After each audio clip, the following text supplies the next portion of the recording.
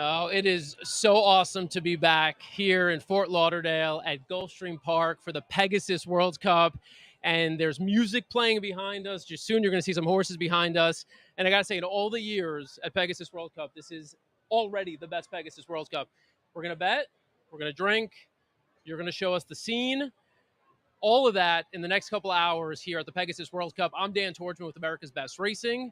I'm here with Rachel Miller, of course. What's good? Scene setter, and Danielle Moinet. Danielle, how you doing? I thought you were going to say it's the best World Cup that you've had the Pegasus because you're sitting in between two beautiful women. That too. Is that what? With the great hats. He's already like hit my hat off 3 times. So we're already going to be wrestling soon, but it's hot. It's humid, and it may or may not rain. Well, I think if it rains, it'll be fun to watch us panic. At least it's not the Derby, like Kentucky Derby last year, and we're freezing. Yeah, no, Danielle, I have to say, every race that you have attended with us, there has been weather that is out of the norm of some sort. At Kentucky Derby, it was freezing cold. Yeah. At Preakness, it was crazy hot. We literally have a clip of you just saying, I am melting at the Preakness stage. My sister had to go home early because she was like so overheated. It was so hot. It's a real thing. Yeah, and then today, it's not cold. It's just a little humid, but nothing can bring the energy or the vibe down. This is my first ever time at Gulfstream Park. Oh, and the Pegasus. First time at Gulfstream too. What a way to send it off. Yeah, no, I'm taking everything in for the first time. Yeah. And can I just say, I'm overwhelmed in the best way possible. I've been with ABR. We're coming up on my 1-year anniversary. How cute is that? Very cute. On the 31st. So what better way to celebrate my anniversary? I can't wait to see what gift you get me. We're going to toast you right now. Wait, that means Dan owes me like 3 gifts. Yeah. All right. Now we're getting into dangerous territory. And have you been to the Carousel Club yet, Dan? I just popped in for a second. I've been running around. There are so many celebrities, influencers, athletes over there. And I will tell you, it is the first year it's been open bar in the Carousel Club. We heard that. Danger. It is very dangerous. There are some people that need to go home. But it's good for betting. It's good for the money line. So drink. Let's take a look around the track. These are some of the scenes from today at the Pegasus World Cup 2023. Some overhead shots here of Gulfstream Park. Gorgeous. In Hollandale Beach.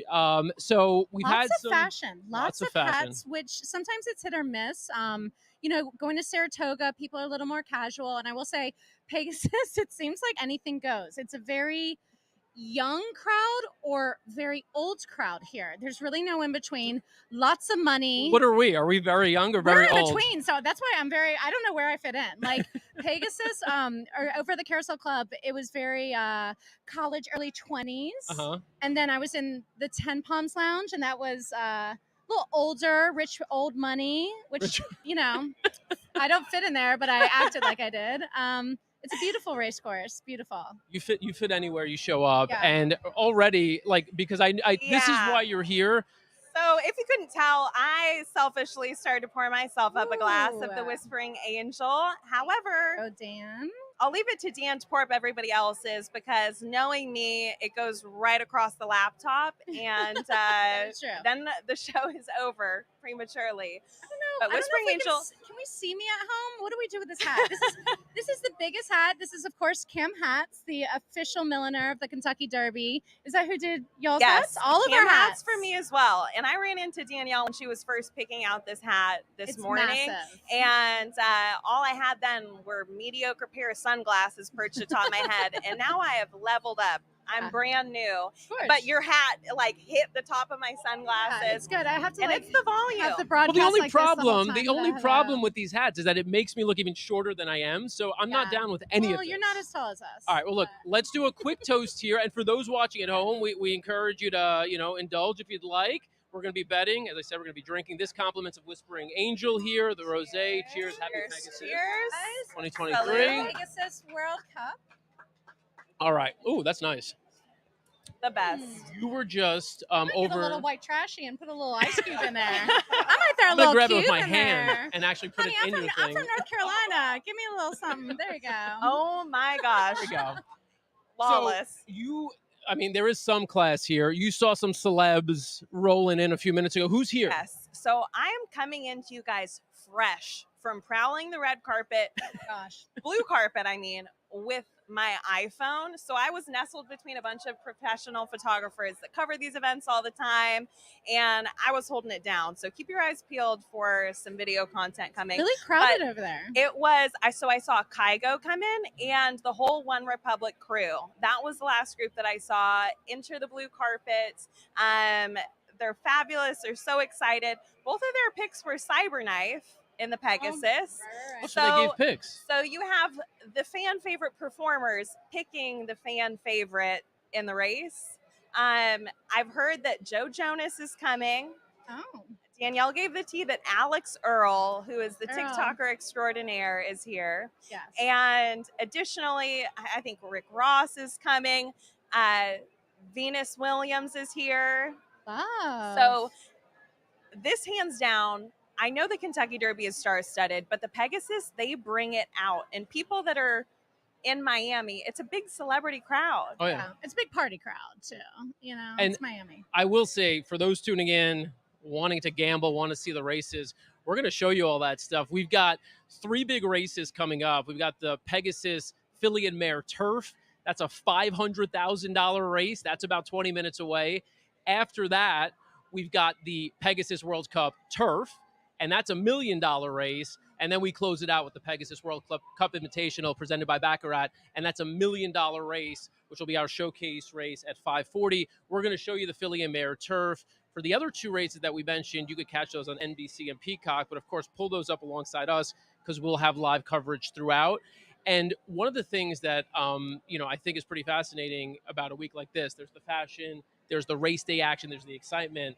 But for somebody like you've been working with us for years, and you've been at all the big races. You hadn't been up close to some of the horses in the barn until this weekend. Yesterday. I flew in a day early. We went to the barn. We went to Safi Joseph Jr.'s barn, which, how has he been doing today? So no wins so far, but we're going to show you. So this is a horse that you met yesterday right here named Masterpiece. Oh my gosh. So yeah, Masterpiece was gorgeous. Like, here's the deal. I don't know if it was my detergent or what it was, but everyone had a little nibble at my sleeves, which really actually made me quite nervous. Like, I think they really sensed fear on me, which is interesting because I've, triple suplex girls off the top rope, and I've had multiple injuries, but the little nibble at me was enough to just make me pull back. They are just so incredibly strong, all muscle creatures that when those eyes, I've been around horses, but when the racehorse's eyes looked in my eyes yesterday, it just blows me away that these 115-pound jockeys control them so much. Yep. And I think that's really what I grasped yesterday. It is absolutely incredible what these jockeys do in and out. I think it's something that the mainstream public doesn't celebrate enough, especially at the ESPYs and all of these mainstream award shows. And I am very, very humbled by my experience in the barn. But it was great. And actually, the goats were feistier than the horses. One goat was really mean. What's up with that? These barn animals. There are goats there. What's up with that? I love it. I feel like barn animals really bring the character and the vibe to a barn. And goats, I don't know if the type of goats we were seeing were pygmy or the larger scale. Yeah, so they said that they put the goats by the really, I guess the horses that were aggressive, because the goat's energy calms them, which is very, very interesting. One goat was really cute. His name was Brownie, and he did like a trick. But the other goat, he, like, the guy that was showing us around was like, please don't go near the goat. I was like, oh my God. Okay. Yeah, they might take your knees out, headbutt you. There's no telling. Goats are feisty. However, they do make great companions for horses that are a little bit cheese anxious. And milk. Yes. Yes. All the above. For those that are, lactose impaired a little bit. Still get love too. Cheers. Look to at that. Are you? I'm allergic to dairy. No, I should avoid it, but we're not. That's a different story for a different show. Yes. Dr. Oz or something. You're going to be put on the spot here. Yeah, look at all these. Teresa. Look at all these comments. How about this? Oh, it's always summer with me. Hi, TP. Even though you bring the rain, apparently. Yes. All the Who's time. watching the Royal Rumble tonight? If you are on the live stream, maybe we should not plug that. But no, we can. Who do you like? My best friend is in her first Rumble tonight, Emma. She's going to be competing. I think there'll be multiple surprises. I think Stone Cold Steve Austin could come back. The Rock was supposed to come back, and now he has canceled WrestleMania, but I think they're just like tricking us. So the Rumble's my favorite pay-per-view. You never know what's going to happen. So luckily that does not interfere with the Pegasus World Cup. So we're going to have the Pegasus first, and then I'm going to go see Kygo. Then I'm going to live stream my best friends at the Rumble. So it is an evening of entertainment. Oh, how about this? Watching from Cumbria in England. Great to see Summer Rae at the Pegasus World Cup. I don't know where Cumbria is, but I've wrestled all through England. That's very interesting. That's awesome. So big wrestling. I love it. It Brits. is late over there too. So That's shout out to you. Yeah. You're a real one. You're a true fan. Showing up and showing out at late at night. Great. We love it. We're gonna do some gambling late at night. I'll tell you that probably. Yeah. I mean, I wish we could bet on the winner of the Pegasus World Cup in a parlay, some sort of combination with Royal Rumble. That would be sick. Gosh. Well, so Dan and I. Wait, who would you bet on? I know, like, obviously. I know for the men or the women? For the men, I would. Well, it's interesting. I actually am more concerned with the main event, Roman Reigns versus Kevin Owens, because there's this really great storyline. But I don't know. I would probably put some money on Stone Cold. But I think if those guys come back, they don't necessarily win. I don't know. It's hard. Yeah. But I will say, you guys have come to the right place, because Dan and I are hot at this track.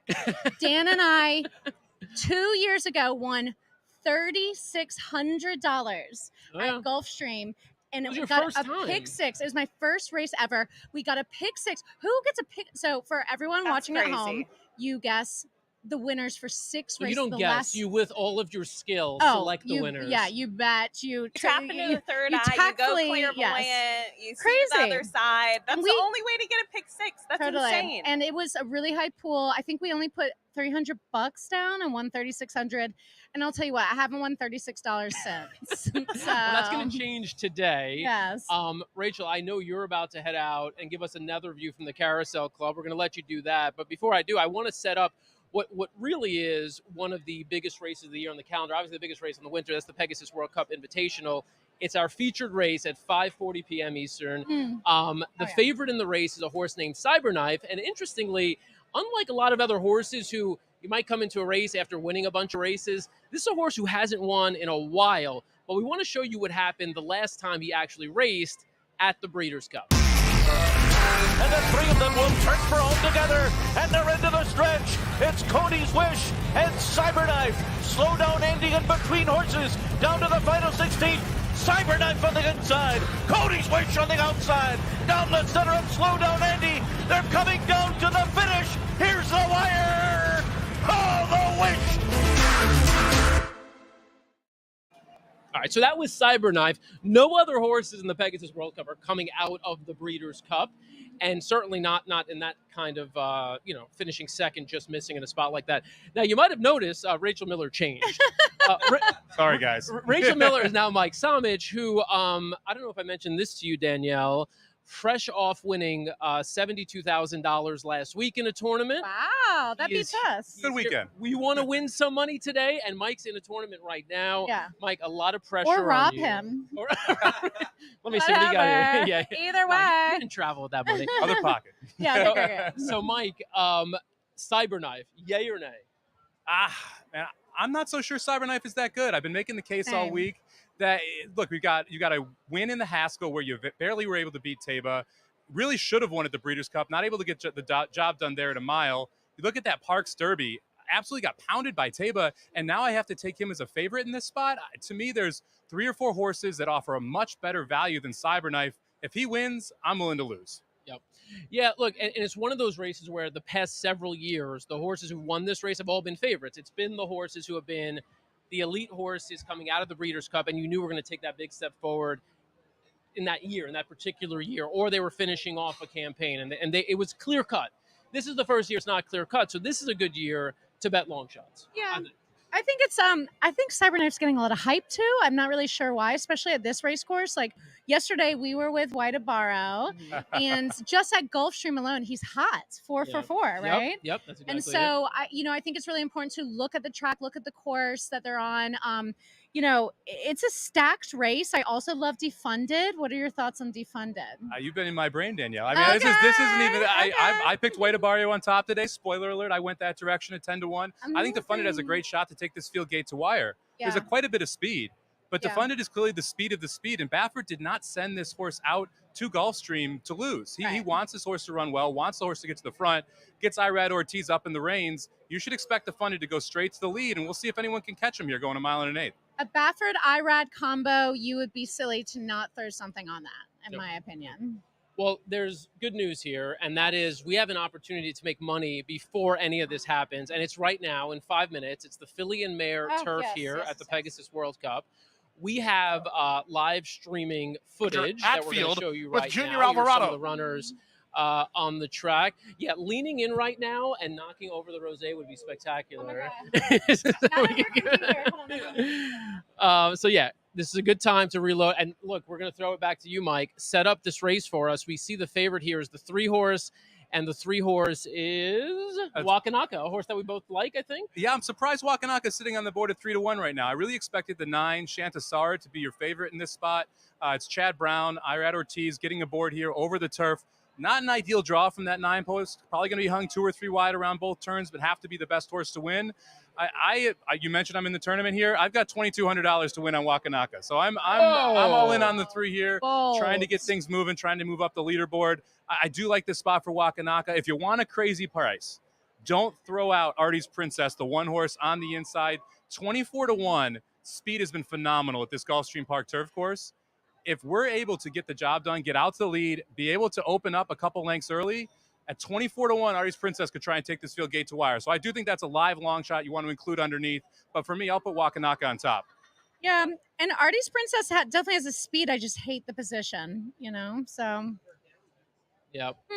Look, this is a race. It's fun. You could also do, you talked about the pick 6 a minute ago, or the pick 5. You could bet a pick 3 here. If you were structuring a pick 3, what would you do? Would you only use Wakanaka? Would you use the 2 horses? What would you do? But I threw out some pick 4s in the last race. Lucky enough to have endorsed, so I'm still kicking there. Okay. I went too deep here. I went with the 2 favorites. I thought that Wakanaka and Shantasara were the 2 most likely winners in this spot.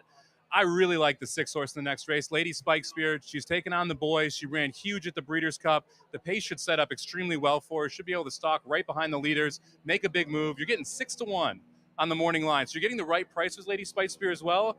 And then I went with White Abario and Defunded there in the Pegasus. Wow, so hopefully we can close it out with those 2. Yeah, I wasn't sure who I was going to go with White Abario. So I think, Defunded is great.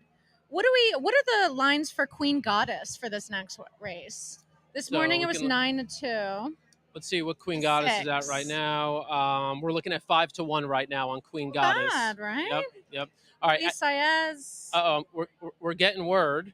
We're getting word that Rachel has made it to the carousel. Oh, I thought you someone Yeah. scratched. I was like, another horse scratched. No, There's so this many is breaking scratched news horses. here. This is exciting here. All right, let's see. Rachel, do you hear us?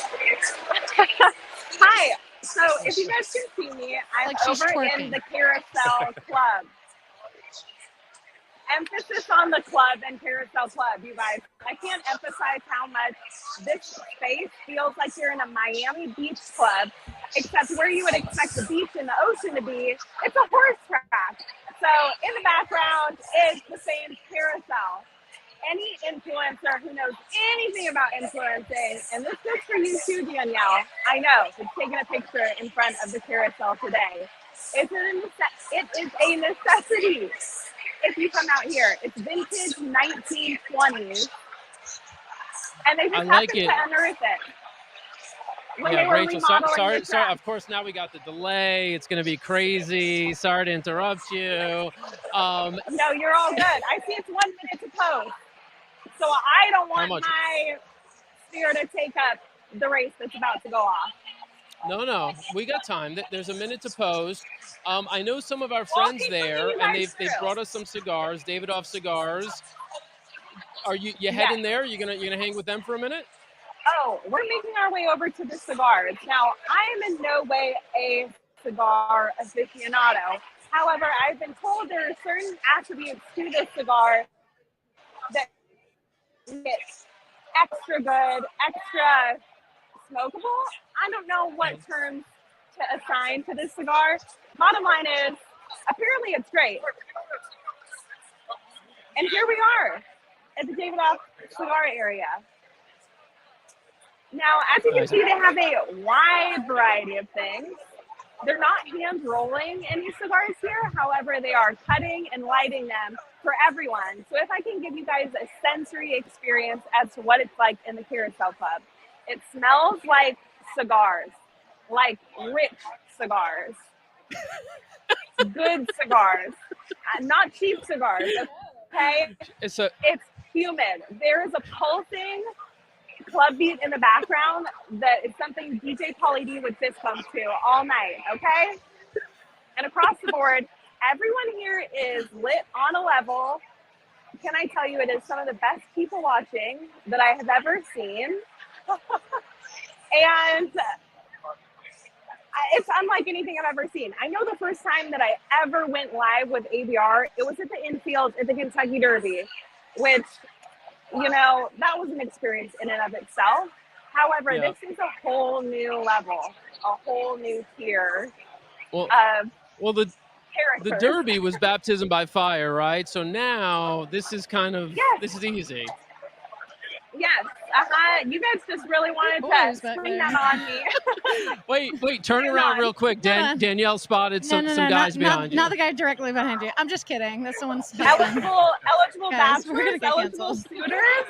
We have been talking about trying to develop. I'll just scream out next time I see someone hot. Yeah, tell me. Be like, he's on your left, he's on your right, and I'll try and get in said there. Just give her a heads up, and she'll help us out.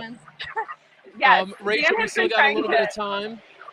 We got a little bit of time. Sorry for the delay on this, and we keep talking over each other, so I apologize to the viewers. Why the hell do they keep talking over each other? I promise we have more chemistry than this usually, but now it's like, shit. Oh, God, I shouldn't have cursed either. But anyway. To the cigars? Yeah, well, so she's by the cigars. Yeah, but we got to wait till after. And you're not going to smoke one, Rachel, are you? You know, I know for a fact that my mother, my grandfather, my aunts, uncles, everyone is probably on this live stream. Do I think this is the best time to take up that habit? Our videographer with me is saying yes. However, I don't know that I want to cough up a lung in front of everybody live. But if that's what it fair enough. takes, Fair enough. I mean, we'll see what happens.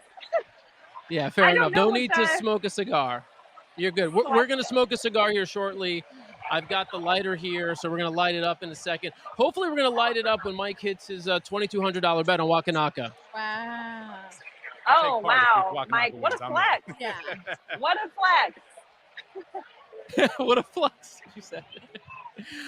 Real quick, do you want to go to the Davidoff guys and just ask them if they have a pick in the Pegasus World Cup? All right, Davidoff team. We're on a live stream right now. You're on camera. You're on TV. Do you have a pet in the Pegasus World Cup? Is there a specific horse that you are rooting home?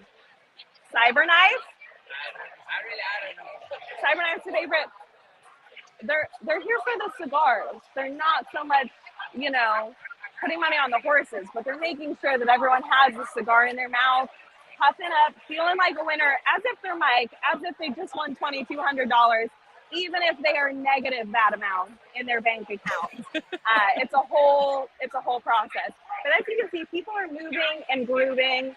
I have a feeling that once it gets dark out and after the races are over today, a whole different world of nightlife is going to turn up here in the Carousel Club. All right, Rachel, we're gonna kick to the Philly and Mare turf. Thank you. We'll see you soon. Absolutely. Thanks, guys.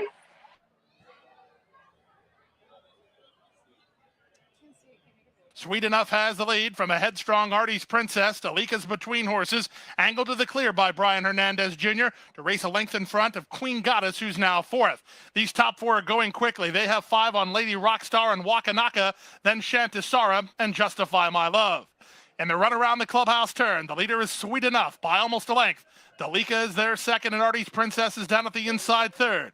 Queen Goddess finds herself fourth, a length and a half off the pace setter, working 5 ahead of Wakanaka. She's racing together with Lady Rockstar. Shantasara remains second last. The trailer is Justify My Love, and the opening quarter was 23-3. It's not fast, it's not slow either. The half mile was 48 seconds flat, so it's an even type tempo as Dalika turns up the heat on Sweet Enough. 3 wide and Queen Goddess tucked in fourth is Artie's Princess. She's getting a good trip at a big price.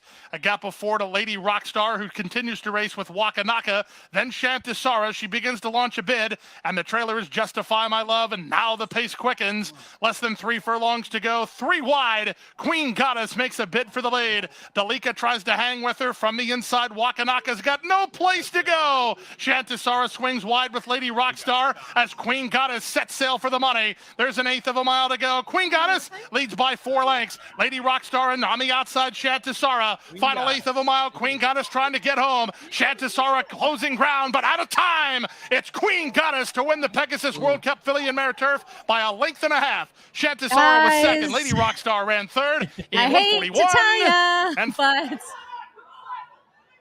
Yeah, look, you asked for the odds. Why is everyone yelling all delayed? Are they watching something delayed? Delayed, yeah. They're watching on the screen. I was like, guys, you're really yelling for the 6th position. Look at me and Queen Goddess. Queen Goddess, Luis Saez. Luis Saez is, gosh, he does well for me.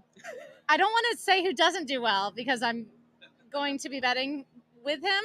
We both are. But, yeah, Luis Saez, I mean... Your horse just didn't find a hole. Oh, no, I'm sorry. That's what she said? Yeah, Okay, never mind. Just didn't find that hole.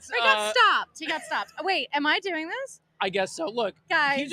Are you knocked out? Yeah, it happens, though. You live, you learn. Yeah. You had a great week. It's been a pretty good week. Oh, my gosh. Do you want to save this for when you come back? Do you want to go make some bets and then? That's a good plan. All right, let's do that. We've got the cigars here. We'll save it for, the end of the broadcast. We'll keep it. We got them here. And just for everyone at home watching, this is my first cigar ever. So you're gonna want to stay tuned. Oh, that's gonna be fun. I don't know. You're not supposed to inhale, right? I asked him that when we were not live. I was like, I don't inhale, right? But I don't listen to instructions, so we'll see. All right, Mike, before you go to make some bets and then rejoin us, just some quick, obviously Wakanaka did not have running room at any point, it didn't look like. Yeah, it was tough around the turn. Wakanaka started to make a little bit of a move, and, the 1 was just backing up and was trapped between the 1 and the 7, had to then slow up and go 3 wide.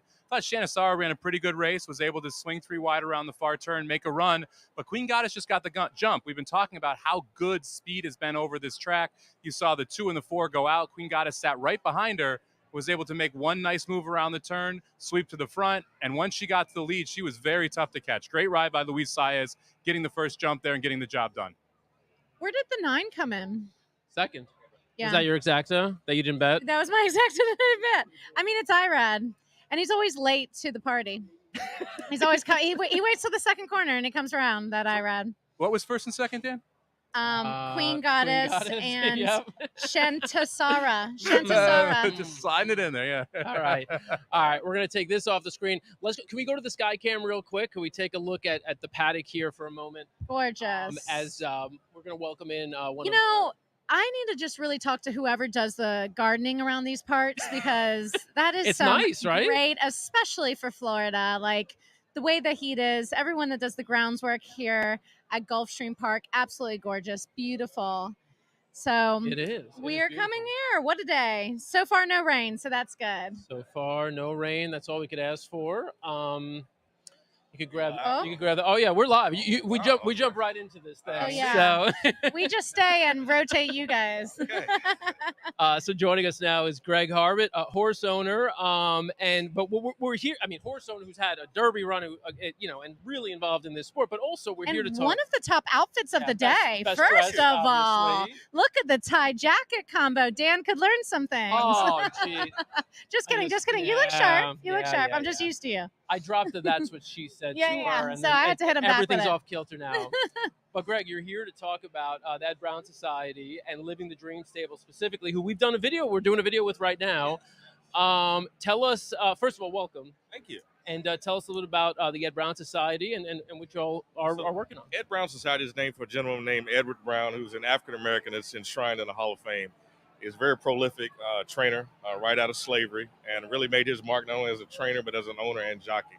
So as an African American who's very passionate about the business, we want to honor him, but as well as bring in new owners and new fans into this great business that we have. So sort of two-part. We have the for-profit side, which is Living the Dream Stables, and then we have the Ed Brown Society, which is a nonprofit to increase fan awareness as well as give scholarships to young people of color and potentially get them employed directly in the racing industry. That's awesome. And one of those young folks who you brought on is now working full time here at First, right? First, Charles Churchill. Tell us about him. Yeah. Wow. Charles and Deja Robinson, who also is here. They were part of our initial intake.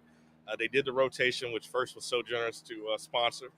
And they enjoyed Charles so much that they offered him employment right after he graduated from the University of Kentucky. That's awesome. So it's very rewarding to see a year later Charles to come back and see him actually working for First. And he really has a bright future. So I'm very excited, not only for Charles, but the partnership that we have with the First organization. Amazing. Getting your foot in the door sometimes is half the battle. Absolutely. And then the hard work and charm gets you in there. So that's Absolutely. great.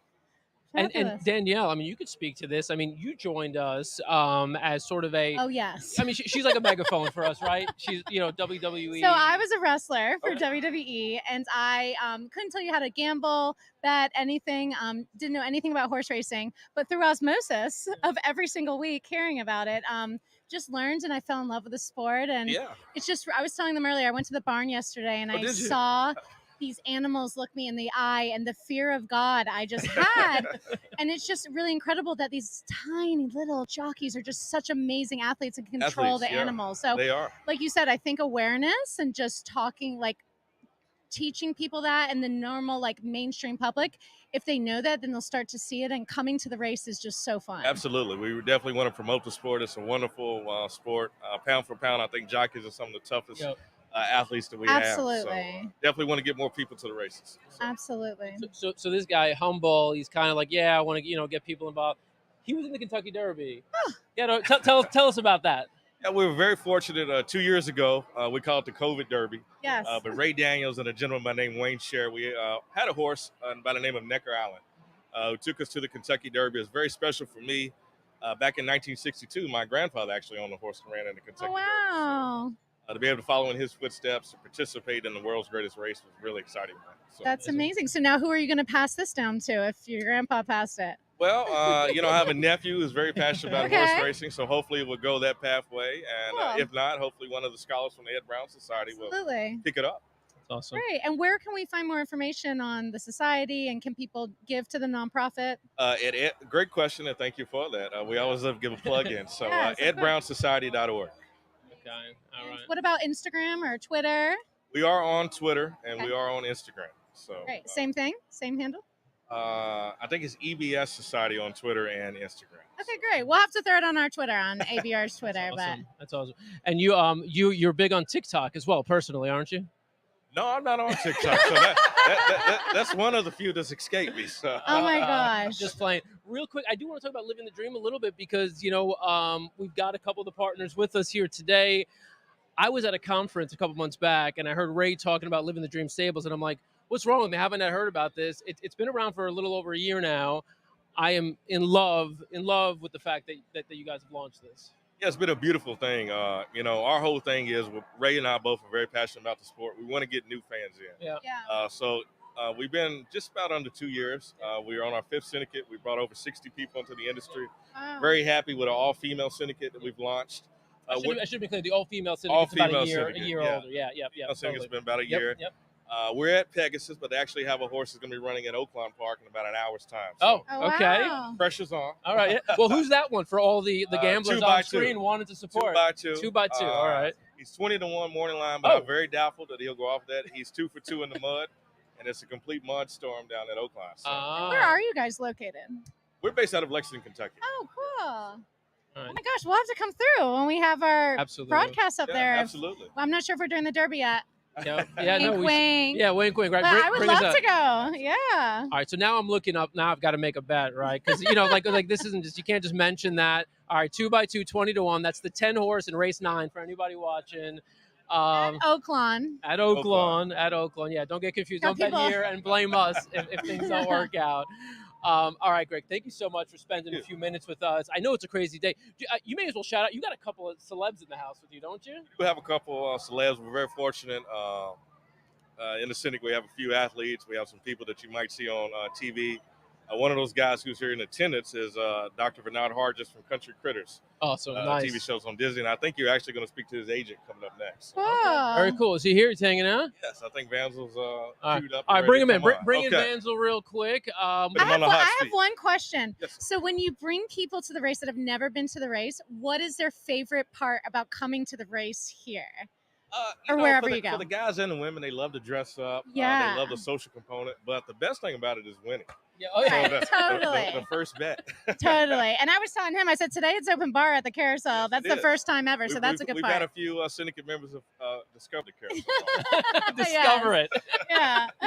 Great. Oh, yeah. All right, well, let's discover Vanzel. Let's bring him in. Let's get take a look Vanzel at while he's coming in, let's take a look at the paddock. It's starting to fill up here. And I'll tell you what, Pegasus look at World the Cup Turf. fashion in the paddock. I mean, these ladies look like they are going to prom or a cocktail hour. It is absolutely gorgeous. Yeah, there's the horses are not even in yet, and you could tell people are just jazzed. Why we're in that time frame now, where people are starting to get excited. We're getting close to the Pegasus World Cup Turf, and then following that, we'll have the Pegasus World Cup. So now, Vanzel Burke. By the way, this is Rachel Miller. I'm Dan Tordjman. We hadn't even had a chance to meet before. Well, we haven't. Yeah. Pleasure nice to meet you. Pleasure to meet you as well. You're looking incredibly stylish. Oh, may I just say?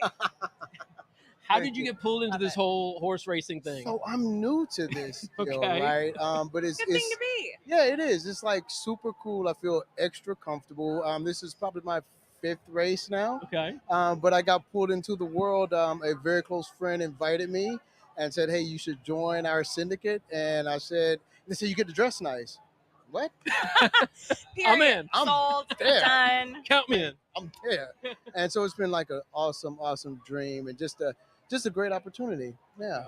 And you're not here alone, right? You come in with the group, some high profile folks, haven't you? Absolutely. Tell us a little bit about that. So I'm a talent manager and a producer, television and film producer out of Los Angeles or Beverly Hills. Nice. So I come with clients and we just all have fun together, and we have some of our investors that invest in our films, and this is a way to relax and not work all the time and just really enjoy each other's company. And if we have a quick meeting on the side between races, all good. Yeah, for sure, right? Yeah, we may just close a deal here. Might as well. Why not? Why not? Especially again with the rosé, the drinks flowing. We got to get you a glass.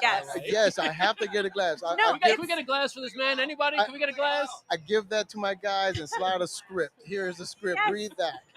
See, that's the whole thing. It's the whole experience. And I think a big misconception with racehorse ownership, and obviously it's a big goal, is if we own a horse, hopefully we're going to win some races. We're going to make some money.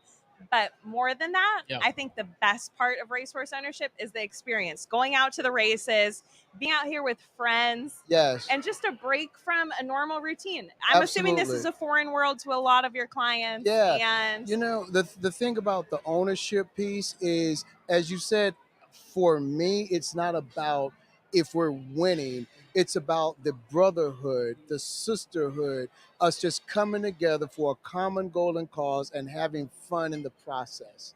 That's what it's about for us. Yeah. Greg mentioned that some people have already discovered the Carousel Club. Have you discovered the Carousel Club yet? I did by mistake. Your observations, your professional observations from the Carousel Club. Listen, it was incredible. I'm like, wait, what? It's a real carousel? And what do you mean? It's like a nightclub at night? I'm like, I'm there again. Yep. Yes. If you guys just caught me going rogue over there, truly, it feels like a Miami-Dade beach club, or like you could be in Mykonos, Greece, and where you expect the ocean to be, there's a horse track right there. It's a horse track. It's a very crazy, wild vibe. It is. And I'm sure it's only going to continue to get more eccentric as the night goes on. This entire track is incredible. Like, right? It's beautiful. It's absolutely gorgeous. We want to let you get back to the party, but it's funny. I think about, not that it needs a pitch, but what the Ed Brown Society is doing, what Greg is doing, what Ray is doing. For those who are unaware of this, who might be watching this, we got a couple hundred people watching us now. We'll have thousands of people watching us here as we count down to the Pegasus World Cup, what would the pitch be? Again, as somebody who's sort of new to this world, what are people missing out on, and why should they get involved, and why should they want to be a part of this? So with the Ed Brown Society, there's a scholarship involved. Mm-hmm. So even just to give back to the youth and give some the opportunities, you can win just with that. Yep. We're here to give and to educate and give opportunities. So that I was already sold on. And again, being able to be a part of the races and dress up, and always. Right. Yeah. Win-win. Win-win all the way place. around. Love it. Winners all right. all around. Vanzel Burke, thank you so Of much course. for taking a few minutes Thank you with for us. having We me. wish you Yes. luck. We hope Thank It's you. a pleasure. Best of luck. Thank But you, either thank way, you. we can trust that your group will have fun at the races and look Always. good doing it. No, we're going to always have fun. We're going to always have fun. And I hope you hit some winners. Do you have a pick in the last race? Did you get to look at it yet? So Cyber Knife. You're going with the favorite. We Well, get it. So my big brother is this first race in person. Okay. But he's been studying this for a while, and he was like, That's the logical one. horse. Yeah, it makes sense. Yeah. So, So we're gonna go for it. Yeah, well, I think he knows what he's talking about. Yeah. That's definitely the play. Shout out to Greg and Ray for their vision. Just again to have African Americans come together outside of the box. Like this is outside of the box. It's incredible and mind blowing. So kudos to those guys. I love that you said that. It's something that I've said repeatedly, as an observer, but to hear it from you, who's still relatively new to this scene, it means a lot. And I think we will clip that and we'll use it in promotion over and over and over again because we want that to get out. It's absolutely as it should. Awesome. Thank you sir. so. Thank you for having me. Appreciate you. Yeah. All right. Enjoy the rest of the day. Thank you. Thank It was you. great All to right. meet Thank you. All right, so you're getting another look here of the paddock here at Gulfstream Park. Some of the fans around the paddock. Noel, I see you. 2 minutes. We're gonna bring you on in just 2 minutes. Shona, come here, and we'll get you first, and then Noel will come in. We've got a couple of guests doing the shuffle here at Gulfstream Park. Yeah, it's big. It's pretty hot. It's So, a very great spot to special. be in. I'm sorry we have the rosé in front of you I know. to It's just you're torture really you. laying it on. I know. But Shona, I wouldn't judge you if you just took what's left in that one bottle and know. chugged Honestly, it straight from the source. the way the past few weeks have been, I don't know. Some bubbles might be in my future today. What's gonna happen? Shona Rotundo from My Racehorse joining us. My Racehorse all over the place here in the paddock, signage everywhere where fans become owners. For those who are unaware of what My Racehorse is, if they've been under a rock, or if this is their first time watching one of our streams, what is My Racehorse? Yeah. So My Racehorse is just an opportunity to get involved in ownership for a fraction of the cost. So you can buy in shares starting from $99, and it just gives everybody an opportunity to get involved in ownership. Regardless of how much you want to spend, you could spend $100, you could spend $1,000. It's kind of really up to you. But it does give everyone an opportunity to get involved in the game. So we're having a lot of fun bringing new owners in and creating experiences for everybody that are totally unique and really bringing the lifestyle of ownership to the front lines of this new community. So it's been super successful. And as you can see, we're, all over the track now. So it's been a great run. The Ed Brown Society, we had a couple people on just now talking about the Ed Brown Society, and what's huge for them obviously is representation and being able to bring this sport to an audience and to a community that really hasn't at least in recent years, historically yes, but in recent years hasn't been as actively involved in the sport.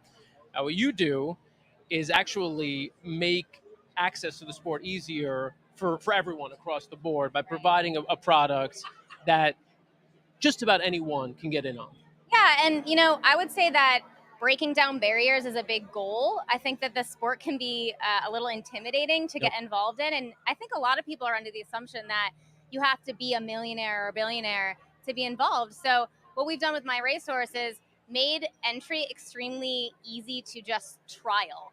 So you can go online. You don't have to, know your neighbor, Bob's uncle, who knows a guy who gets horses. You can just go to myracehorse.com and click around and get involved that way. So I think the trial aspect has made it easy for a lot of new people to get involved in the game. It's exciting to bring new people in and to show them what ownership is like and break down those barriers. And what's nice about My Racehorse is that we also have another product called Edge Racing, which is, your traditional syndicate. So maybe we've had a lot of people who've come in they're like a doctor or a lawyer or whatever, and they try horse racing and they're like, this is really fun, but I think I want to do more. And so then you can graduate into Edge and get involved in that way and have a little bit more skin in the game and a little more intimacy. So there's really a ton of options to get involved. That's so cool how now it's developed into this progressive step. And I will say, anyone that is part of my racehorse, I feel like they so love to talk about They're it. in it. When I did a tour of Spendthrift Farm in Lexington, one of Authentic's microshare owners that was part of my racehorse was there, decked out head to toe in Authentic gear. So excited to be there, and was, again, just talking to anyone else in the group about how great it is. And again, this shows you, like I had just said, it's not so much about, oh, I want to own a racehorse so that I can make money. It's no. How about a group of all of our friends spend $60, a one-time fee, never paying for vet bills and stuff, to buy into a share of a racehorse. We all get to go out to the track. We all get to have that owner experience, even if you're a college graduate, in college, whatever. I love that it's made so accessible, and anyone that is within the umbrella loves it. Yeah, we have some pretty avid owners. They're not even fans. Like, you can't call them fans. They're True owners. believers, yeah. Yeah, I mean, you think of those like fanatic sports fans. We have fanatic racehorse owners, and that's such a cool thing for the game to have. And they're out there, and you just never knew that they existed until there was an opportunity to get involved. I met a woman last summer at Saratoga, and she had a Authentic tattooed on her calf. And, oh, wow. And she owned Authentic, and he won the Derby. And I mean, you just love the love and passion they put back into the game. So in terms of access, another thing you're working on personally and with some, a good bit of support is the Women's Summit. Tell us about that and the event that you had here this weekend. Yeah, so the Horse Racing Women's Summit, it's been an effort to really bring women in the sport together from all facets of horse racing. So you have owners, you have breeders, you have people who work in bloodstock, you have people who work at the racetrack. So both sides, people who have hands-on horses and those who might not necessarily be, face-to-face with the horses all the time, but we're working here at the track, we're on TV or whatever it may be. So just creating a community where we can bring women together. Yesterday, we had a great event here at Gulfstream Park. It was a brunch and handicapping seminar. So what we did was we brought a bunch of women together. We've gotten a lot of feedback about what people want to do at these events. And one of them was learn more about handicapping, which is near and dear to my heart. So I was loving it. Oh, don't worry. Shona does great. Yeah, we're getting you on some picture because the people watching the stream, they're like, all this sounds great. Yeah. I'm excited that everybody's doing all this stuff. Give me your pick. I have a very Team Rotundo pick, so we'll get to that in a minute. I'm excited for it. So yesterday we had an actual handicapping tournament on horse tourneys, and anyone who came to the brunch would sign up for horse tourneys, and we taught them how to handicap, but also how to play in a tournament because it's a little bit different. Your strategy for a single race bet is going to be different than your strategy to win a tournament. So I was swinging from the fences. I was like, guys, go for first or last. Like, no one cares about 8th place. So I brought a few women with me, and then, a couple played more conservatively, but it was really nice. So if you are a female in racing, I encourage you to go to womeninracingsummit.com, and you can sign up for our email list. And we have a bunch of events coming up. We got one in Saratoga this summer. And the big shebang in September, which is a multi-day summit. Well, good news. We got people in Louisiana watching, saying hello. We have people from Chile. And, of course, our horse from Chile that we love, Masterpiece, is coming up here in the Pegasus World Cup Turf. I got to look at some live odds. 9-1. All right, I got to make a bet. What are you going to do? How should people bet this watching from home? Ooh. Are we talking about the turf, or are we talking about... Whichever one you have a stronger feeling about. Well, okay, my turf pick is more of like a fan favorite pick, so I wouldn't go to the windows and put all your money on it. But okay. I'm a big Frankie Dettori fan. Okay. And he comes all the way out here from Europe, and he spent some time at Gulfstream getting to know the track. Yep. Obviously, he knows how to ride the grass races. Yep. So I think I want to see a flying dismount. So I'm gonna go Frankie. Okay. I'm going with the 4. I would have to side with Shona on that one. I know that the odds are not great and against him, but I mean, it's Frankie. It's this the odds are great if you're betting. Yeah, if you're I love betting the odds. And it's the horse's first race in America, and this is a pretty firm. Yeah, I mean, today. look, it's. I haven't. Let me see. What are we? We're talking. Where I'm like lost on my PPs, of course. So. Where are we, Dan? Oh, here we go. Here we go. Here we go. Here we go. Here we go. Hurricane Dream. No, there is a little bit of hype around this horse and its grand motion, so I certainly wouldn't discount him 9-1 right now as well.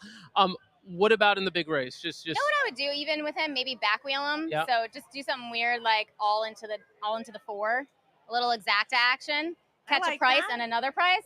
I don't know. Yep. Try it out. All right, give us a Pegasus World Cup pick. Okay, so my Pegasus World Cup pick is going to be White Abarrio. It's a horses for courses kind of play here. I think there's a lot of talent in the race, but there's something about these horses sometimes that come back. I think it's almost like, I don't know, to me it's like so many people believe they can do it because it's this track that they love, and I feel like that infuses this energy, and this something goes back into it, with the trainer and the horses. So I'm going to go White Abarrio to shock the world and come back to Gulfstream and shine. And also he's gorgeous. So I think there could be a Safi double with this horse here, Masterpiece, and then White Abarrio. I also like Defunded. Well, look, we're going to let you. Bet. Safi double. Safi. Back wheel the number 4, all into the 4 in this race. And then just do a quick double. Safi. Yep. Easy. Safi. Boom, boom. Here you go. Let's do this. We're gonna let you get back to the party. You're gonna tag in that guy right there. Noel Michaels will join us here in a moment. Cool. Noel, you can come on in now. Thank you for so being much, guys. Yeah, thank you thanks, for doing. Yeah, absolutely, for making time for us. Samantha, you come in as well. We're gonna do something a little different. We're gonna try a few different things here. So come on this side, and oh, there we go. There you go. There's where fans become owners. We talked about my race horse. No Michaels. Yeah, have a seat here. And I promise, I want to get you back in. I just can't get out of this seat. No, don't gamble. Mike, do you want to come in and actually do the handicapping for this next race? Bring Mike in. Come on, Mike. So Mike's going to come in. So this way you get 3 actual handicappers on set. Samantha, you can move to the center. And then you guys can talk about the upcoming Pegasus World Cup Turf.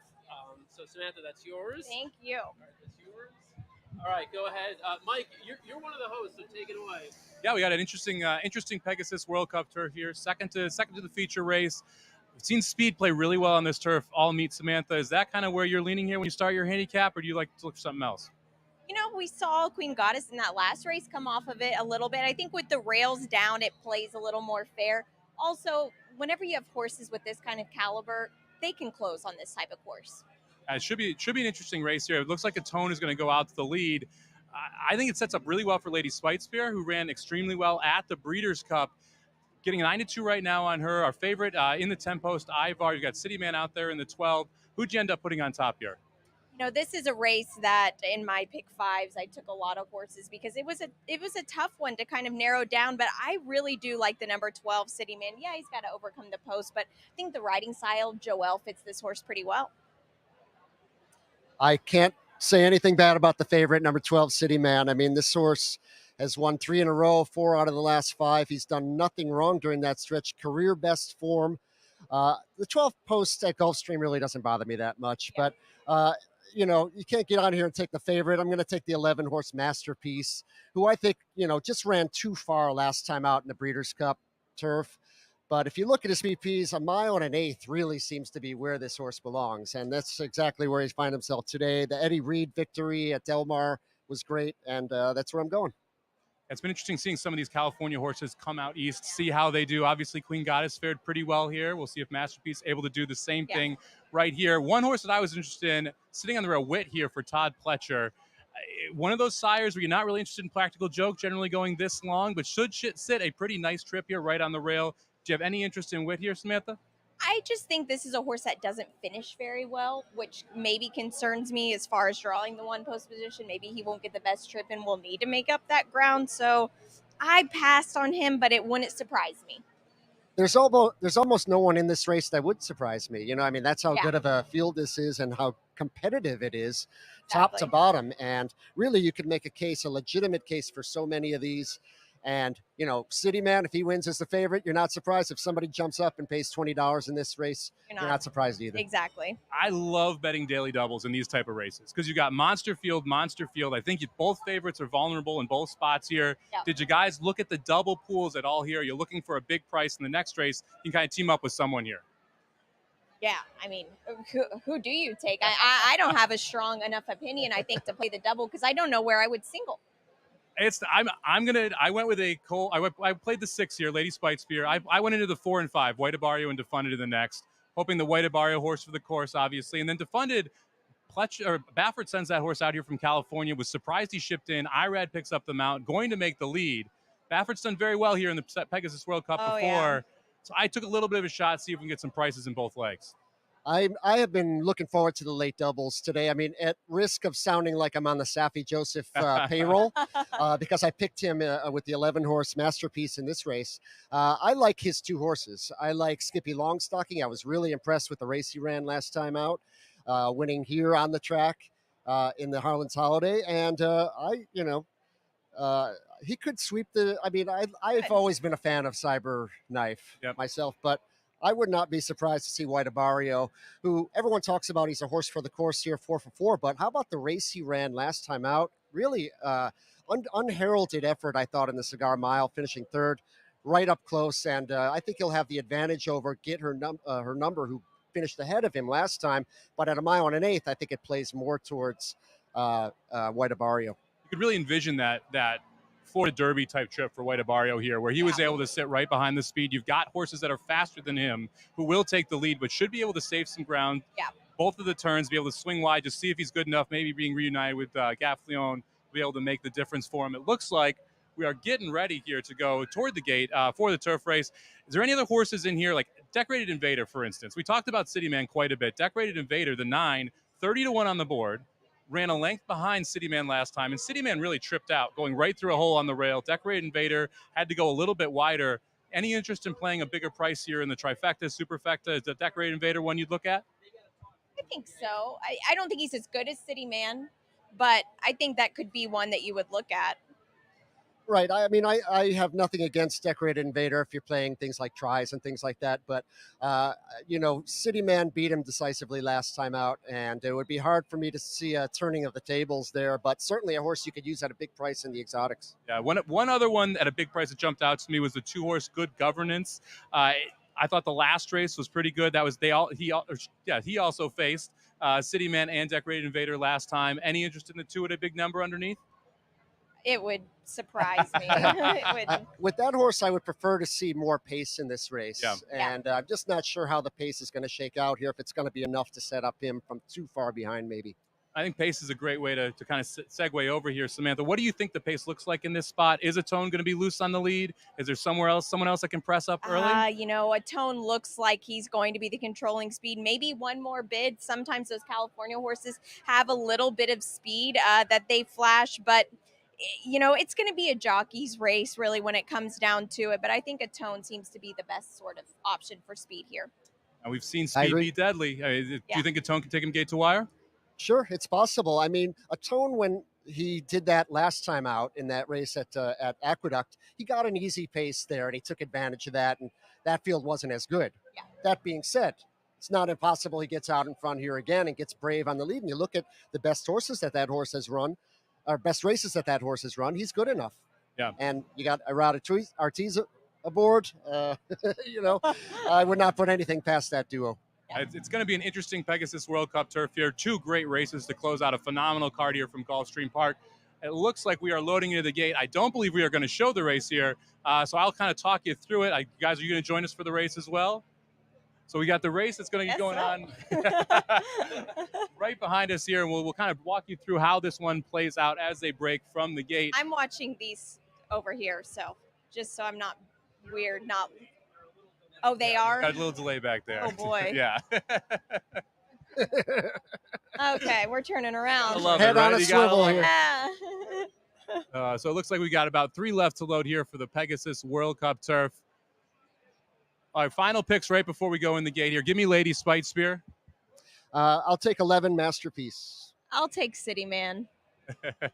Hey, I think we got the trifecta between there the three you of go. us. Somebody punch it. I am surprised Ivar's not going off as a favorite Yeah, here. and we didn't even talk about Ivar actually in this whole segment. Probably has the best numbers on paper if you're a buyer person. Yeah. So I'm surprised you're seeing 7-2 right now, seeing City Man at 3-1. I think just the consistency we've seen from City Man the last few races, really drawing a lot of money with the back-to-back-to-back wins. Yeah.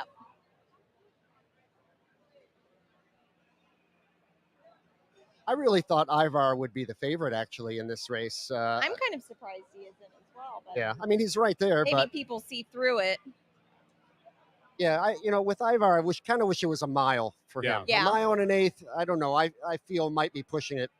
I don't love the 10 and 12 posts for Ivar and City Man either. It made it more difficult for me to take them at shorter prices here. Obviously, you do have the longer run up because you're going a mile and an eighth over this Gulfstream Park turf. Not as bad as a mile and 16th or that 7.5 furlongs, but still going to be tough to work out a trip here. Well, let's see. So we've broken out of the gate here, and we got a little bit of a scramble for the lead here. I'm surprised that's not a Tone that's going to go right up to the pace. What was that? It looks like the 5-horse here going to take the lead. One more bid into the first turn. We got the 13 sitting there on the outside in King Cause. A Tone's going to sit somewhere right back behind there. Witt sitting a good spot there in third. So as they kind of shake out here, I think the big surprise is a Tone not on the lead. Yeah, he's not really where you would expect him to be if he's going to run his best race. I don't think. Yeah, but you can't be shocked with a California horse on the lead. No. I mean, He was probably the only other one that could go in front, but it is surprising. Looked like Ivar was able to settle in 2 wide around that first turn. You saw City Man settle in 3 wide with Rosario aboard around the first turn. See if they can. It doesn't look like they'll be able to save ground around either turn, but not getting into any real trouble from those 12 and 10 posts.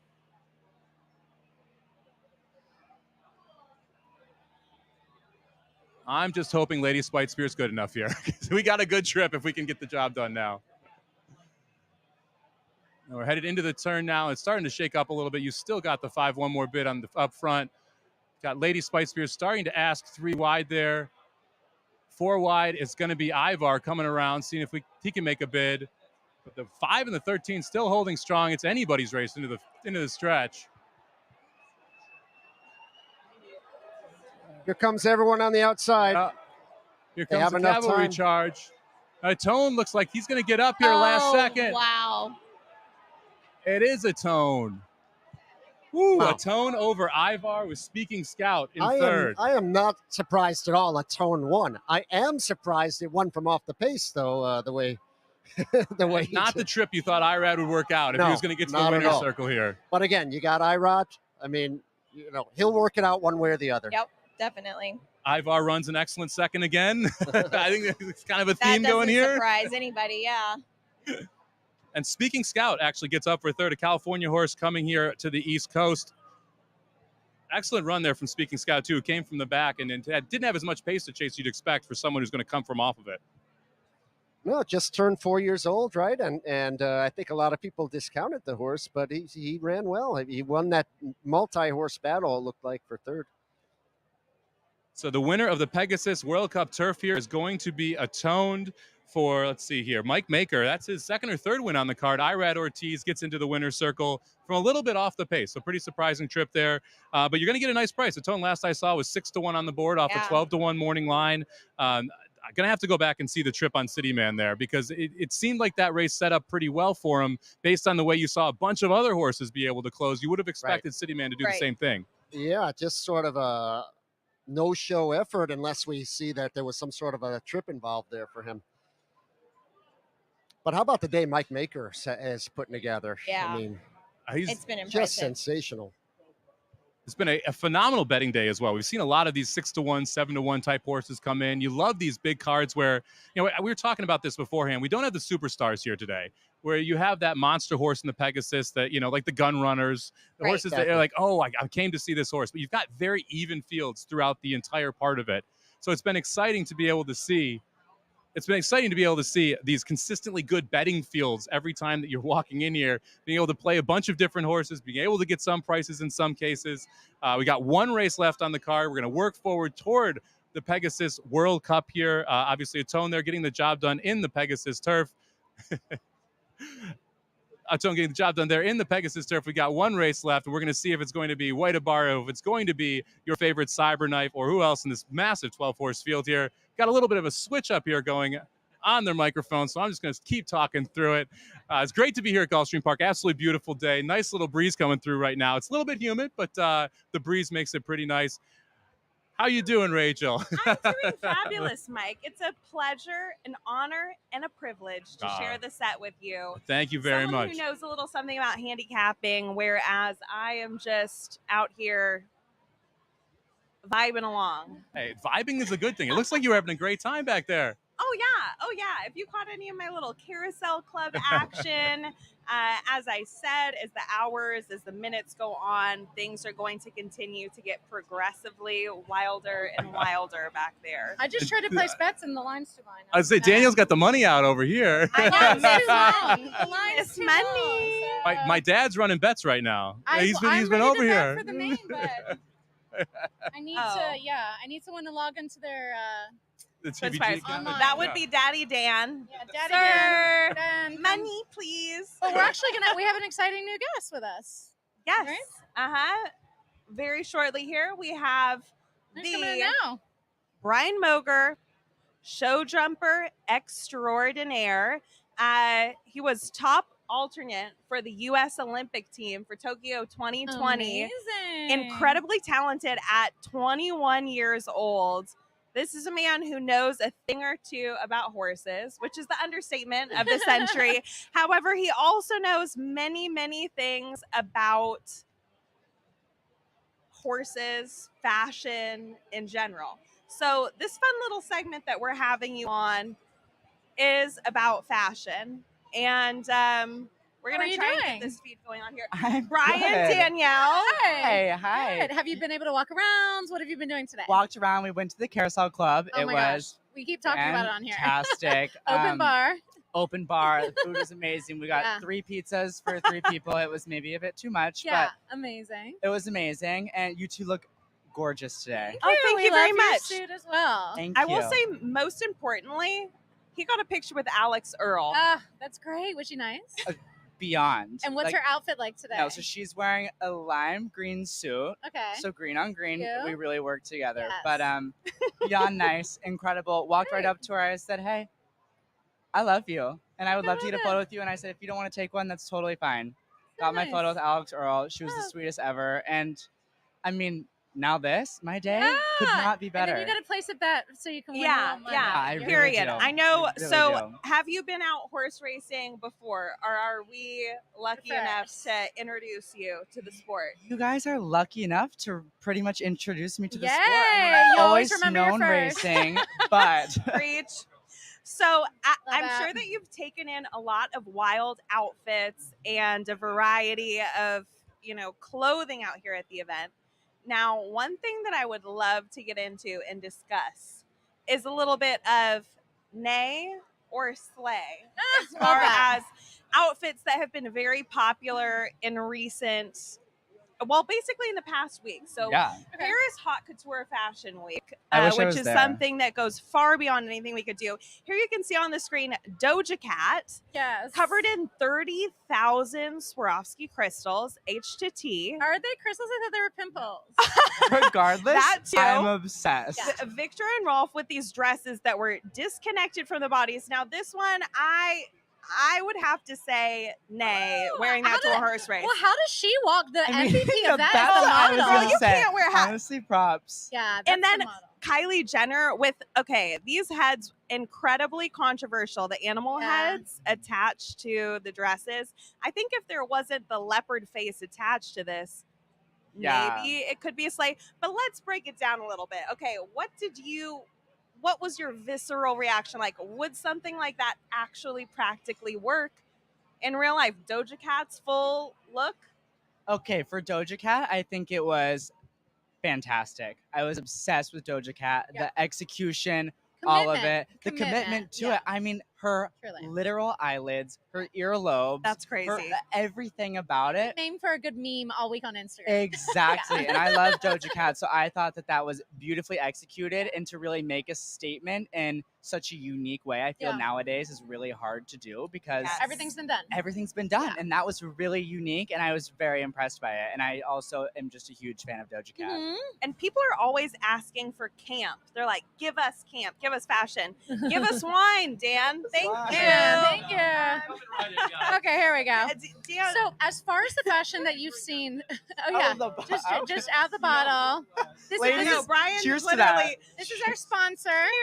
Cheers to Whispering Angel. Whispering Angel. Whispering Angel. Cheers So as and far fill as it the up. race today, what are you liking at the race? Like, I've actually seen a lot of pantsuits for women and men today. A lot of pantsuits, especially in the Carousel Yes. Club.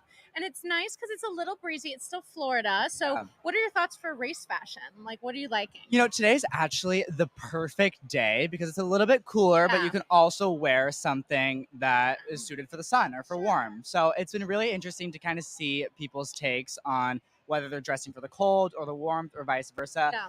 Being in the Carousel Club, I saw so many outfits. I mean, on my phone, I probably have 30 photos I saw of people. great I'm like, outfits. I like this A shirt. I mood like board these for pants. the- Yeah. I love this one guy who was wearing this suit. It was like a double-breasted. It was almost like a tux, Yeah. but then the bottoms were shorts. Oh, But it interesting. worked. Okay. But And it it's worked. Florida, so And you can. usually for me, that's scary because Yeah. you'll never see me in a short. And Yeah. I really enjoyed it. I was a really big Nice. fan. One thing's for sure, the calves have to be cut if you're out here wearing shorts. Yeah. You know, you got to be out here with good legs if you're pulling off a double tux and No, shorts. nice. exactly. And I actually love, I feel like everyone's really nice at the races. Like everyone compliments you and you really are walking through. True. No, Like, it's so I've true. given My so two- many compliments. For sure. I feel like and it's like my an two angel. friends, they came for the first time today and they're both wearing hats and they're like, oh, the women are so nice. And I think a lot of times women can be kind of mean to each other when we go out, and everyone, especially like the older ladies, they're like, oh my God, you're just doing great. So do you feel like people have been nice today? And Incredibly. I Yeah. mean, so I feel that I'm just wearing a green suit. I got it the other day, but Slay nothing though. special, but Looks With your I'm very eyes. confident in it. Yeah. But the first person we were taking some photos just by the track, and Yeah. somebody's like, "I love your suit. That's a beautiful suit." Right, And they're for me, going it out of the turned my way. entire day Right. around, and it See, was guys, amazing. You just have to give everyone a compliment. We have to be nice to each other. It's true. It's all based off of that synergy. And hopefully that positive energy helps feed into your bets at your first day at the races, the whole experience. So eyeing the signature race of the day, the $3 million Pegasus World Cup. Who are you thinking? Currently, I'm leaning towards number 5. Okay, great. Okay. Defunded. I've defunded. Okay, we have Defunded. Dan clapping offset. Yeah, I'm super happy with my Defunded. So, choice. yeah, the good thing is we were talking about behind the scenes, IRAD having the brothers. They're, definitely Yes. some of the best jockeys. You Yeah. can't go wrong with IRAD. For me, the hardest thing learning was the gambling with horse Yeah. racing because you can box it, trifecta, Right, superfecta. So you just want to win. Defunded. You feel very confident. Yeah, I feel confident. For me, I think Defunded's going to be able to get to the top of the race pretty early on, and with hopes that he'll stay there. I who love knows? that. Get in early on, Yeah. but they always say it's one thing to get to the top, it's another thing to stay there. That's So it's a lot of Very- pressure. It's true. A lot of pressure, but I have high hopes for Defunded. We love that. Okay, great. You've heard it here first. And And I have defunded in mine. I have White Abario and defunded. I need to get Daddy Dan in here to make me a little bet. Is this an ongoing nickname, or did we just Yeah. coin this No, today it's on the Daddy show? with Dan. Daddy Dan? Mostly not because he's a zaddy, but just because he's like in charge. No, I love Daddy Dan. I'm a huge fan. Wait, it's almost like that one like SpongeBob years ago, Yeah. Dirty Dan. Oh yeah. I feel like Daddy we Dan. that It goes too. hand in hand. But If there's not a racehorse that has that name, we need to change that. I think we which- should trademark it Dirty for Dan. Daddy Dan. and are you staying for Kygo and OneRepublic? Absolutely. I didn't come here just to pop I in and know. pop out. You have Yeah, to get we the didn't come whole here just for the experience. horses. Yeah, Okay, come guys, yeah. on. Yeah. No, It's I'm gonna be super good. excited for that. Well, we'll be there too. Oh my gosh, yes. We'll be there, probably dancing on tables. Who's to say? Mom, if you're still watching this, Angel. I've had a couple glasses of Whispering Angel. Yeah. Hey, I drink who out of the knows? bottle, so I don't want to hear about it. Yeah, no. Ryan's parents are just watching him swig out of the bottle. Yeah, he's taking I it get to it go to go. through the rest of. Do you think it'll day. fit in my suit? Maybe. I think so. You Very want to at tight- least keep tight it as security momentum. over there. Yeah, And I'm when keeping you this. win your bet on Defunded, sorry to all of the Cyberknife stands that are probably a part of this group. You can put a single little rose in there, a little something nice Actually. to remember the momentous occasion by. This is Love great. it. I love this. Well, thank you so much. And where can everyone find you on social media? At Brian Mogray on TikTok and Instagram mainly. Thank you guys so much for having Oh me. my gosh, thank you. So nice much. to It was meet really you. nice to meet both of you. You Yeah, look of stunning. course. I feel like I should have worn a hat though. You Next know what? time. Next time we're gonna have time? you situated and ready to go. But I feel like Yeah. the gold chain makes up for it. Yeah, and it's also nice. the hand jewelry. I'm sorry, but men can wear rings as well, Yeah. and you wear them well. You look Thank great. you. You know You what? look I chic. couldn't do it without APM Monaco. Swear by it. Okay, Really? great. Swear by Love it. that. We'll look that up. Take notes to all those in the crowd that are a fan of Brian's look. Buy the look online. One day he'll have a promo code or something. But damn it, get out there, get out to the races, get Fabulous. looking good, Thank you so and much. enjoy the rest of the day. We've you. loved having you on. So fun. So now we're about 5 o'clock, so about 45 minutes till the main race. Is that true? We'll have to see right here and take this look at the paddock right now. It is absolutely beautiful. And guess what? No rain, guys. I don't know how we have decided to have no rain here in North Miami at Gulfstream Park. Just, 20 minutes away from Hollywood, Florida. And we're going to have this big race. We have so many good horses coming up. And I was actually telling Dan, an older crowd of this horses. We have a lot of 5-year-olds in this top race, which I don't know. I mean, is that older for? It's a mix. Yeah, I mean that's the thing. This is a lot. So many good horses. Yeah. So the 3-year-olds right now are working on the road to the Kentucky Derby. Okay. And by the way, I got to say, great job by both of you there.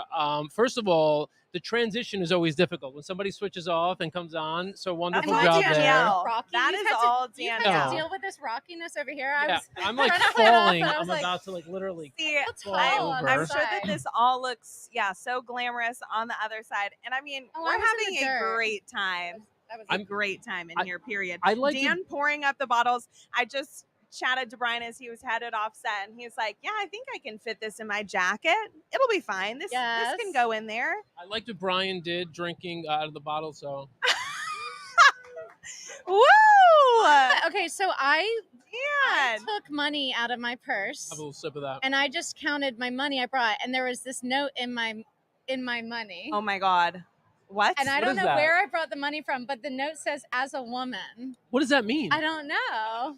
Is that Is that weird? Like I'm not. Hang I on. don't know. It's Hang only on. like we're 60 we're bucks. going to have to connect What I've this. been doing. Maybe that means get her number might Guys, be I good. need to that gamble. That All right. seems like a get her Let's number place type bets. thing. I have Let's place news here. I have to break stuff down here. So first bit of news is Rachel. Even though you just got situated here, you're on the go again. Great. Mr. Davidoff wants to see you in the Carousel Club, and I am not joking. Oh my! You mean I'll get to So- go back into So my Alex, friends at the Carousel Alex is Club? waiting for you. You guys are headed over to the Carousel Club. All right. We're gonna well, scrap the paddock. I feel like the Carousel But get, Club's go, go wild on right record officially with your pick in case we don't have you on horse racing stuff before the race goes off. Okay, the three that I like: Proxy, Defunded, Cyberknife. Okay. For me, I'm one of those people. I like to look at their bodies in the paddock. I like to see how they're looking because, again, in Breeders' Oh. Cup, Rich Strike, I was like, "Holy crap! This All horse muscle. looks amazing. He's looking fit. He's looking proper fit." And so I don't know, but Proxy. on paper, those are the ones that I'm going with. You mentioned Proxy, right? So we got Proxy coming out of what? The Clark, right? We can look back at how Proxy ran in the Clark. When we come out of this, we'll have a new guest on set. Rachel will be back heading over to the Carousel Club. So let's take a look at the Clark and what Proxy did last night. Proxy comes wide off the turn. These two head-to-head. Last Samurai third, Folsom fourth and closing. Racing for the 8th pole. West Willpower bracing for Proxy. West Willpower digs in. Proxy surges. Nothing between them with a 16th to go. Proxy on the outside. West Willpower fights on, but Proxy got it. So that was Proxy there. What do you think of Proxy, Mike? I've had a soft spot in my heart for Proxy all the last half of last season. I thought at some point he was going to win a Grade 1. You got Joel Rosario, who's going to be up here. He's had a rough couple races. Maybe he can make a tone for what he's done in the last few for me. I'm drinking out of a bottle here. You're having a better day than him, let me tell you. So we'll have to see what he's able to do here on Proxy. I think this is going to be really trip dependent. You've seen the best 2 races of Proxy's career, the last 2 races. So we've seen that improve. Entering this race at the right time. I have him in my super. I think he can make some noise here, especially if he's able to trip out and save some ground around both turns, which he should be able to do from the 1 post. The key for Proxy is going to do not get shuffled early. You don't want to be in 8th or 9th. You want to be in 4th or 5th around that first turn. And if he's able to do that, I think he's got a shot to make some noise here. Okay. So typically on these shows, you do need to hold that. Typically on these shows, it's an ensemble of sort of equally qualified individuals, I would think. On this occasion, I'm surrounded by one guy who won $72,000 last week, and another guy who won a freaking Eclipse Award on Thursday night. So Tom Law joins us here. And by the way, I'm Dan Tordjman, and I try hard. I try as hard as I can. The best hack game. And it just doesn't seem to happen for me. But Tom, congratulations on your Eclipse Award. Appreciate it. Should I say that I would maybe trade the Eclipse Award for the 72 Gs? We could talk after the show. We can come up with it. There's a number. Right. There's a number on that Eclipse Award. Well, hey, I mean, yeah, I have it. So he's a collector. He collects all things, and an Eclipse Award I know is high on his list. We do have a video, I believe. Do we want to show this video, Greg? What is this video? Who is this? Oh, that was the other night. Yeah. Oh, he's good at writing. That's what he does. He's a writer. Yeah. Well, it was a lucky set of circumstances. I guess the story that I wrote, the judges happened to like. So, I'll take it. There we go. Mr. So. Modesty here. I'm not going to sit up here and say I'm the greatest writer in the history of horse racing. It's just in the last year in horse racing. Yeah. Right. Thank you. I'll take that. Yeah. And hopefully we'll, as soon as you win that one, though, then you got to start working on the next one. So it's it's just like handicapping. There's another race, there's another day. I mean, you got to get going. And the piece that you wrote, tell us a little bit about it for those who haven't read it, Sure. or and the circumstances also pretty crazy. Yeah, so I won the award for the Preakness story last year that appeared in Mid-Atlantic Thoroughbred magazine. Shout out to Mid-Atlantic Thoroughbred. Yep. You have some roots there. I do too. Love it. Yep. And it's funny, early voting, of course, won the race. Chad Brown, Jose Ortiz, Klarovich stable. Gotten to know a lot of those guys over the years, covering them quite a bit, at Saratoga, winning, and other races and stuff like that. Coincidentally, I was on your guys' show, Preakness Day. My favorite part. Yeah, this is the best part. And I'm on the show, and I came on after Shane Beamer, and I'm sitting there, and I'm on the show, and I'm just like, all right, well, I got a little bit of time to get back across the track, find a good spot to watch the race, get myself in position to kind of do any post-race interviews, et cetera, et cetera. And I go through the tunnel, and they're like, oh, nobody can go. The horses are coming out. Horses are going to the turf course to get saddled. They hold everybody. Like, you can't go back. I can't because it's crowded.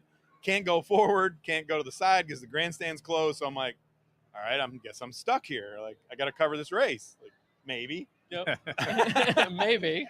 Yeah. So lo and behold, I thought about this the other day. I was thinking about you. I was thinking about the show, and you guys were talking about maybe having me on here. And I was like, the last time, that was when I won the award. So let's hold it up a little bit. How many minutes to post here? I mean, just keep me on until, 6 o'clock. You're not going anywhere. Yeah. Now you're staying right here because, the farther we can push it, obviously, the better chance we have you winning another one. Yeah. But no, seriously, major congrats. Yeah, thank you. Really exciting for all of us. And especially, anyone who knows you, we're like, we know Tom. It's like we want it ourselves. So just because we know you. Well, thank you. I appreciate that. And it's good. I'm glad that you're sending Greg the other one back because it's long overdue. So, those of you that don't know, Greg Charcuti and I, who's behind the scenes here, back in 2011, we combined to win a multimedia Eclipse Award for coverage of the Breeders' Cup. Back when, video was kind of a new thing. We were doing video interviews, at least video in terms of It was called video back then. Yeah, it was called video. Yeah. Interviewing trainers and stuff like that in the backstretch. And really, he did all the work. He did all the editing. He did all the scenic stuff. you know, all I did was just kind of like talk, you know. Well, look, kind of done like a Stanley Cup thing with the trophy. Yeah. We handed it off. He had it for a long time. I've had it now for a long time. Well, now he's now gonna I get have it another back. one. I'm bringing it back in Good. April when I go down. Good. Well, humility aside, we need some strong opinions, right? So we've been looking at a couple of different things here. We talked about Proxy for a second. I want to take a look at a horse that I like just for a moment in Defunded. He's a horse that I think is going to go out to the lead. Let's take a look back at the end of the Native Diver stage. Into the stretch, and Defunded has moved away here. Defunded has opened up by 3 as they arrive at the final furlong. After that, in second is Gojo 1, and then Azul Coast on the outside. Past the 16th pole, and it is Defunded. Defunded strolls home in the Native Diver, much the best. Azul Coast was second. So as Mike pointed out, I'm apparently not the only one who likes Defunded. Defunded currently 2-1. 2-1 on the board from a 6-1 morning line, so taking a lot of action. I like to think it's because of the TV hit I did yesterday when I said I like Defunded that everyone's betting. Yeah, but clearly, people making the assumption that Defunded, he's done it from off the pace, but he likes to be near the front end with Irad Ortiz is going to get to the front. Is that the scenario that we're going to see today? I certainly think it is. Turning to my colleagues here, Tom, what do you think? How do you see the pace unfolding? This is the kind of race that Bob Baffert wins, right? Yep. I mean, shipping in. I'm sure he's back home on the grade 1 couch, like he calls it. You know, he's just chilling out. And you know, he won the race a few years ago. Is it Mucho Gusto or something? Gusto, I mean, same kind of. He's won this twice. Similar style. This horse. He's going to be tough. Irad riding lights out. I mean, obviously rode a couple winners already today. Yep. He's going to be tough. And like you said, speed. You know, I mean, I think. Maybe that's the knock against Proxy if he doesn't get out there maybe from the 1. Yep. He's the horse I like, but you know, come from behind. You don't want to be too far behind, like you said. I get the sense Mike is you're not totally on board with Defunded. Not totally on board, no. I mean, we've seen Baffert win this twice, 2017, 2020. He's actually in Arkansas today. He's saddling Arabian Night there for the Southwest, $750,000 stakes race with some Derby points on the board. So he did decide to fly to Arkansas for that instead of come here for the Pegasus. But Defunded is the speed of the speed. The key here for Defunded is going to be, what does Art Collector do? Because Art Collector, right to his outside, has the ability to press and push this horse forward. If Defunded gets loose, he is extremely dangerous in this spot to take the field gate to wire at 2-1. I also think that duel of the outside sets up well for White Abario, who's right now a better price, 8-1 on the board. Last time I saw, getting a little bit of money off that 10-1 morning line. If he's able to sit right behind that speed, make one big run into the turn, I think he's got a big chance of getting the job done as well. But it's all systems go for Defunded today. You got to love that the money is showing up. We're at 2-1 here. Irad Ortiz, already 4 wins on the day. Bob Baffert knows how to ship and win. It makes a ton of sense from a selection. Let's take a look at some of these odds here. Proxy currently 7-1. The 1-horse Simplification 31-1 has some form over this racetrack. Riding with Biden, very surprising in South Florida at 62-1. White Abario 6-1 off 10-1 morning line. Defunded 2-1. As we mentioned, taking just so much action. Art Collector. 19. Here's the thing: if Defunded doesn't get out or doesn't go to the lead, Art Collector wins this race, and he's 20-1. I mean, class. You know, he's got a ton of class. Yep. He's good off the layoff. You know, he's always been good off the layoff. Good tactical speed. You know, Bill Mott has him ready. He's not just showing up just to kind of get a prep into him. Mott's the kind of guy. It's like he's here to win. Absolutely. Look, and 19's a great price. And you talk about Bill Mott, the trainer that's best represented here is Seffi Joseph Jr. He's got 3 horses. Skippy Longstocking was installed as his favorite at 5-1. Is currently 11-1, the 7-horse. Get Her Number, who I've heard a little bit of buzz around as a horse from off the pace. I don't know if the horse can win, but has some talent, has some ability. 21-1 right now. If the pace gets hot, Get Her Number is an interesting horse to me at 21-1. Last Samurai, I've heard 1 or 2 people mention 50-1. The 9-horse. Cyberknife, you have her favorite, the 10-horse, 8-5. Stiletto Boy, who I do like a little bit to round out your Trier Super, 41-1. Some really good prices here. If you're looking at to mock together a little Trier Superfecta, and O'Connor rounds out the field. O'Connor went off at 4-5 last out. It's 24-1 right now. What's going on? What's going on? The local prep, the Harlan's Holiday. It's a grade 3 race. Skippy Longstocking airs them. Yep. And now Skippy Longstocking's 11-1 in the follow-up race. O'Connor, who was 4-5, you're now getting 34-1. Like, and these are the other two Safi horses. We mentioned Safi has 3 in here. Obviously has White Barrio. The other two, Skippy Longstocking, O'Connor. I could make a pretty good case for either of those horses, especially hitting the board. I think it's going to be tough for O'Connor to win. But I think you can make a good case for 34-1. He's a great horse to use underneath. Skippy Longstocking was my 3rd pick in this race. I think Skippy's got a big shot here. I like this horse later into the Triple Crown season, has been consistently improving. And then that Harlan's Holiday was eye-popping. That was just a really good effort over this track. Seems to be rounding into form at the right time. I would take a shot there 11-1. So I want to take a look at the Harlan's Holiday in a minute. Before we do, because we're going to do a little set switch. Absolutely. Just give us your official, how would you play this race? I'm gonna box like a couple horses in Exacta. Okay. I'm gonna go Proxy. I'm shopping for prices now. So like we were looking around. I mean, look at the prices. I throw Defunded in there. Art Collector's going in there. You convinced me with Skippy Longstock. So I'll do 4. Hope for a price. You know, there's no Mike Maker in here. I was wish if there was a Mike Maker in here, we'd have to use him. So you know, I'll dabble a little bit. I just hit the last Exacta, so I was pretty happy I knew with you that. had a little extra I'm glow. going to reinvest. I saw the glow. I knew it wasn't just the Eclipse Awards. No, that's gone. That was Thursday. Saturday night. Need new action. All right, Tom Wall. Thanks for having me on. Thank you so much. Great to see you guys. Good luck writing your next Eclipse Award-winning piece on the way to the paddock here. That'd be something. Pegasus World Cup, I'll take it. Good luck. All right, Tom Wall, thank you.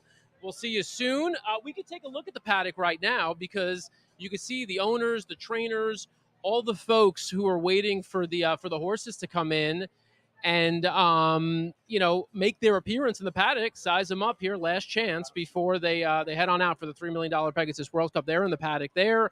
As I mentioned, I did want to take a look real quick at the Harlan's Holiday to kind of get a sense for some of what Mike was discussing. So let's take a look back at that one. Less than a quarter of a mile to go to the first finish line. Simplification given the green light to try to go get Skippy Longstocking, who made first run and has the lead. Back at the inside, Pioneer of Medina, not today for O'Connor. 1/8 of a mile to go. Skippy Longstocking still has the lead. Simplification is trying, but he's not making any ground. It's Skippy Longstocking to win it by 2 in the end.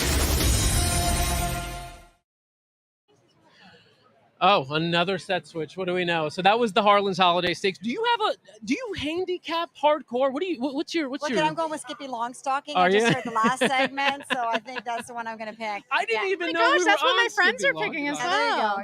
Yeah, it's all good. It's all good. Skippy Longstocking, really, for you look up at the board. I mean, it's 11-1, 10-1 I can't see right that now. far. I feel like everyone has good I didn't odds, though. I just made that number No, up. I was like, wait, really? I feel like everyone has good odds right now. So, Stacey Clark Rogers, you are here with the Thoroughbred Aftercare Alliance. You've been on a number of our shows. We've done a lot of stuff with you over the years. This is an especially exciting time.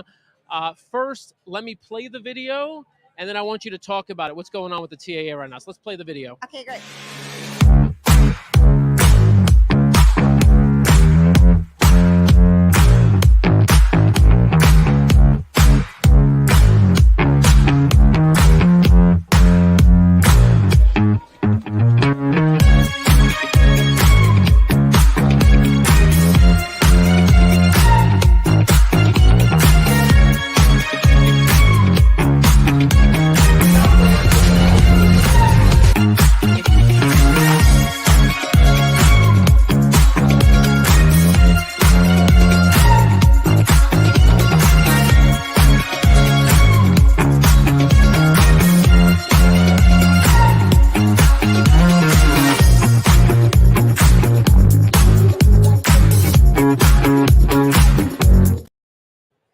All right, Danielle, I think, is bidding right now. Guys. Apparently on her phone. The line was too long at the wager station.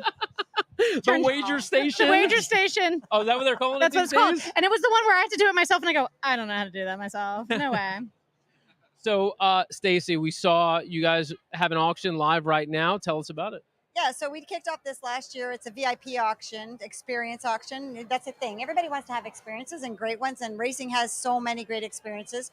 So we put together sort of a whole group of them with the assistance of lots of the racing entities like Keeneland and Del Mar and Churchill and Pegasus and Preakness. And so people can go online for the next, I think it's left up for another 7 days. February 3rd is our dead end date. And they can bid on these great experiences. Breeders' Cup gives us an amazing package. It's all inclusive. So some really good things when people want to be able to do that. And tell us what the Thoroughbred Aftercare Alliance is. I think, Danielle, you'll be interested in this. We've talked about this a number of times, what horse racing is due to take care of the horses once their careers are over. What is the TAA? So the Thoroughbred Aftercare Alliance is an industry initiative. So it was started by the industry to sort of have oversight and funding opportunities for the horses and the organizations that look after the horses after racing. So the TAA accredits these groups. We spend a lot of time going and looking at the horses, checking out the farms, making sure there's a great job being done. All of our groups are top shelf, and we just make sure that we can find second homes and second careers for these horses. And thoroughbreds are amazing. They can do everything from, going to horse shows and doing wonderful things like that, which everyone expects, but then they're really great with equine assisted therapy. So they do lots of great things. And of course we have great sanctuaries like Old Friends. We as we stand, should give people an update. How many minutes? Could you guys see how many minutes? I think we're like 15 minutes to the race, Pegasus World Cup. You've got 19 minutes to the 13. 19 minutes. I can Great. see that. Oh, we have so much time. So much. The website's on the bottom of the screen. If you want to make if you want to bid, thoroughbredaftercare.org/off to the races. You could also donate to the Thoroughbred Aftercare Alliance there. Hard transition to Rachel. If you can hear us, give us that thumbs up.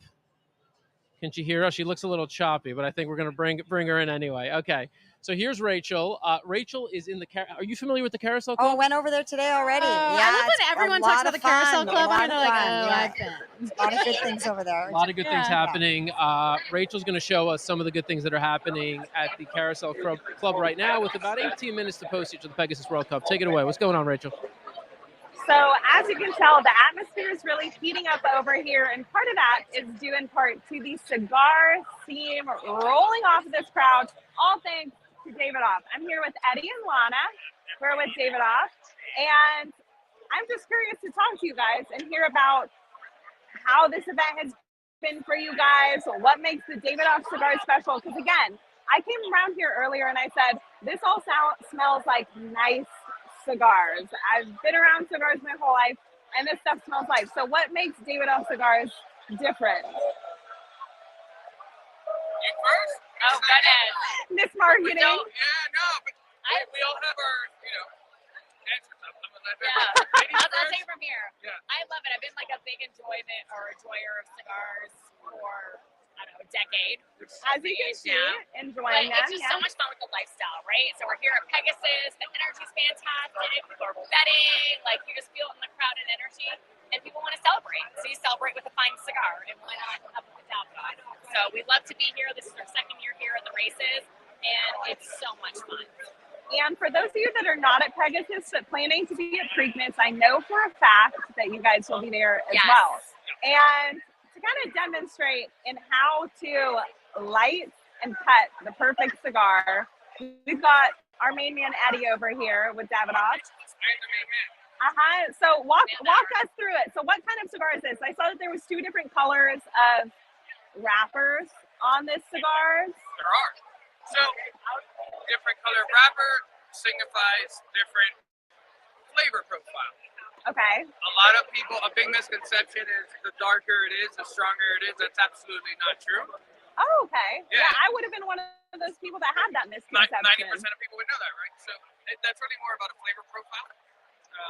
So this is technically called a Connecticut wrapper, right? Okay. The seed is from Connecticut, grown in Ecuador. Okay. We're gonna get really technical here, but the point of this wrapper is the flavor that it creates is very creamy and buttery and light. So I like to call it the non-invasive tobacco. Okay. So you still get all the super premium flavors of tobacco with the creamy, the buttery, the walnuts, the cedar, all that stuff, which goes great with we're not drinking right now, but like champagne. we were. So for me, everybody has their own process. I like to think about, well, what am I drinking? Because I drink when I smoke. Yes, as a lot of people tend to do. Right. So with that, I want to match those flavors. I'm currently drinking champagne, not in the video, right behind the video. Then I picked a cigar. The Davidoff Grand Cru. It's one of our incredible cigars, one of our top cigars, signature cigars of ours. Okay. And now walk us through how to. Is this already cut? This is not cut, but I am going to cut it. Yeah. Let's light it up, baby. Yeah, here we go. There we go. So I cut just off the top, not too much. I want to create airflow. Okay. Like that. Now Good we've torch. got. Just sit up a little bit. Very nice. And there we go. Perfect to go with your fine glass of champagne, a Davidoff cigar, and I hope that you all are enjoying these back on set as well. Thank you guys Rachel, so much. Rachel, wait. I need to You need to hold them there. Hold them for a second. Okay, we're holding you guys. We need to ask him. What is the strategy on lighting? Because it seems like he did something there. Did he roll it? What did he do? Because Danielle's about to smoke. Okay, they want to know what the strategy is on lighting. If you've never smoked a cigar before, is it just to torch the whole back end? Because this is with an electric lighter, correct? A true torch. They do have matches over here to light cigars with, but So for me, I'm gonna say the romantic way to light it is with matches, cedar matches. There's a lot of wind. So I love a great butane torch. What it does is it toasts evenly, as you can see. We got a nice even toast, so it's not like crazy. If you use like a regular lighter, you're gonna have a different type of gas, and that alters the flavor of tobacco. This is clean gas, so it does not alter the flavor of the cigar. You want to toast it nice to where it turns white, and enjoy it. It's got a great even burn on it. So that's the trick for you, Danielle. A butane lighter and just torch that little SOB. We don't have that. We're gonna have to improvise out here. Yeah, you guys can improvise on set, and just make sure that when you're lighting it with the lighters, you're getting kind of the full rotisserie chicken effect on the backside of the cigar. Okay. But I can tell you. I've never heard it described that way. I like it. I like it. Am I wrong? Did I lie? So it's a team effort. Anna and Eddie, you guys are incredible. Appreciate it. And thank you for keeping the vibe and ambiance and scent of the Curacao Club so refined, sophisticated. Smells like money in here. Hopefully it does back on set as well. Rachel, you're the best. Thank you. Thank you for that. All right, we're gonna give it a shot Going here. first? No, you're going first, but I'm gonna light it for you. As here, yes, Stacy's holding. I mean, this really is a team effort. Well, you have to turn the volume down. Do I? That's right. Oh, I guess I should. That would make sense. Okay, so do I hit go like that? Oh wow, they're really zoomed in tight on this. Do you want go a little high? Oh, wait, you're gonna go here? Yeah. All right. So you're gonna like twist. You're gonna turn. You like twist it a little bit to twist the cigar. I need to come out a little bit so you can see this, guys. Okay, hold on. There we go. Okay, so twist it. Wait, go a little tighter. Go a little Do tighter. I suck on it while you light it? I'm done. Yeah. Okay, light it. I'm done. Okay, I'm good. done. All right, go. Views are through the roof. Yeah. Wow, amazingly, we're peaking. Okay. So All right. All right. I'm gonna try to get it everywhere. Rotate the. Well, you gotta put it in your mouth. Oh. That's the key here. Yeah. So wait, turn it. Don't inhale. Keep turning it. Keep turning it. There we go. There we go. Keep turning it. All right. I think we got good coverage there. Wait. Oh, wow. Oh, wait. Is it lit? Okay. Let's try it again. Okay, guys, that shot is too close. Okay, do it again. I'm getting this. Okay. Ready? Go ahead. You ready? Yeah, go.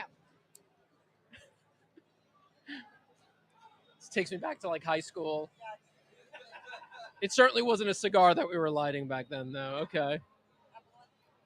Wait, don't inhale it. Oh, God. Are you okay? Oh, I think that means you've got it. Guys, it's kind of nice. All right. There you go. Good stuff. Give it up for Danielle. I'm gonna try it. Not like red. It's a little windy right there. Not bad. It's supposed to taste like something? Oh, look at you. It's supposed to taste like something? What are you thinking? Brian. Oh, I got mine going. Guys. Oh my God. We suck at this. But this is great, actually. In terms of cigars, I didn't like just naturally choke right off the bat. Oh, God, it went in my eye. Are you just gonna keep smoking this? All right. Hey, Stacy, how are you? Hey, cigars. How great. This is exactly what you signed up for. No worries. It's a good thing I love you. So look, the horse. Oh The yeah, that's a horses good look. are- That's a yeah, good there look. you go. Oh wait, you gotta get a tight shot on that. You gotta get her doing that. That's the commercial for Davidoff right there. I teared. Yeah, that's not helping. Take a look at the horses, by the way. Where's They're the right behind horses? us. I really hope you're not inhaling. Riders up. Don't forget you got to hold this too. Yeah. Guys, I had one puff of a cigar and I forgot where I am. All right, where's White Barrio? So White Barrio is number 4. Way on the other side. So it'll be on the They'll other come side around. now. Where they come? Oh, looks like they're going out. No, Go he's going straight out right out. now. Yeah, White Barrio is actually going out to the track right now. Guys, it just doesn't stay lit. Let's invent something that keeps cigars lit. Let's do That's that. part of the whole thing. I think it's like smoking it constantly will keep it lit. I know, yeah. but yours is lit. Make mine Well, that's better. because I took like massive puffs of it. Do you have COVID? You could do mine. Will you do mine for me? Will you do Only if I mine? have COVID. Can I do it? All right, hold this one. Oh, God. By the way, in the comments, can You hold put it? so much saliva I got on it, yours. I got it. Well, I'm gonna, okay, hold on one second. The comments, by the way. The comments are Dan, wild. please switch hits with Poxy. Danielle. Epoxy win. You know Proxy? Poxy. Yeah. So they think Proxy's going to win. My dad in Spanish, I think, is Yeah. having some drinks. Also, we can see. Irad, Fisherman. my dad has never Stop. spoken Spanish in his life. Okay, switch. Oh, okay. Well, Hot hair. I can't take it off. that's the shoe. Wait, did my dad just copy this and put it in there? Yeah. You just said the same thing. All right, simplification. All right, let me try to light this for Danielle. Simplification. Yeah, I mean, I'm going with White Barrio and Defunded. Mm-hmm. If you had to pick 3, who would you? See, you're in there. See, and you, wow, look at that. Okay. Here, let me You're dry in this that. off It's for okay you. at this All right, there you point. go. At this point, right? Oh, here we go. Oh yeah. I didn't ask her if she had COVID somehow. Yeah. Well, you go like straight on with it. Okay. There you go. Really aggressive, the smoke. I feel like it's not cute. I feel like I'm holding it. How do you hold it? Davidoff must be thrilled How do with you the hold it? sponsorship. Like I'll tell you this? that much.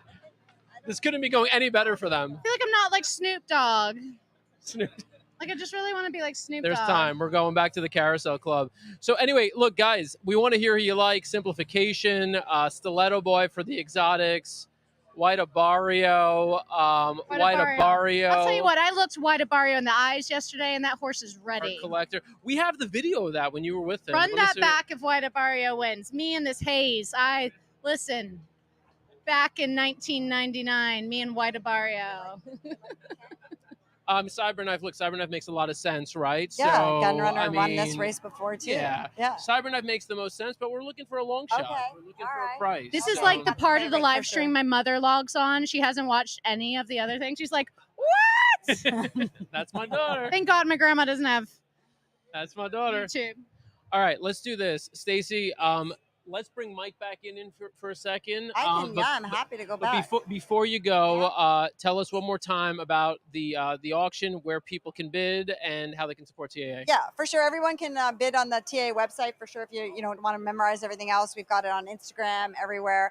And good experiences like today, the Pegasus. We have our VIP auction winners here today. We're the last event of 2022, and so yeah, we're going forward with this year. And if you want to come see the Pegasus in 2024, it's online. Get there, bid, support, and again, you're supporting the TAA, Yeah, so you so win there. get supporting the and then you horses. potentially Yeah. have a great experience as well. on top. Yeah, thanks a lot, guys. Thank you, Yeah. Stacy. All right, we'll see you later. Thanks for dealing Good luck with us. the good luck Appreciate with the it. cigar Appreciate thing. it. Appreciate it. Most chaotic segment for you. So we've got now. Pass me my. Oh, hold on. Is that yours? Can you pass me my rosé, please? It just Is it not pairs that well one? with because we Are you switched. sure? Oh, you Yeah. switched? Okay. Here's This is that. Rachel's if she wants to get in here. Look at your cash roll. Listen, Rachel. let me tell you about Rachel, hang cigars. with us. Like just come. Yeah. There's no seat. Oh, you want to bring a seat over? No, you want to bring Sarah? Let me tell you about cigars. It's harsh on the throat, kind of like knives. Yeah, but a hell of a cigar by Davidson. Really selling it to me here. Would you like some knives? No, I'm good.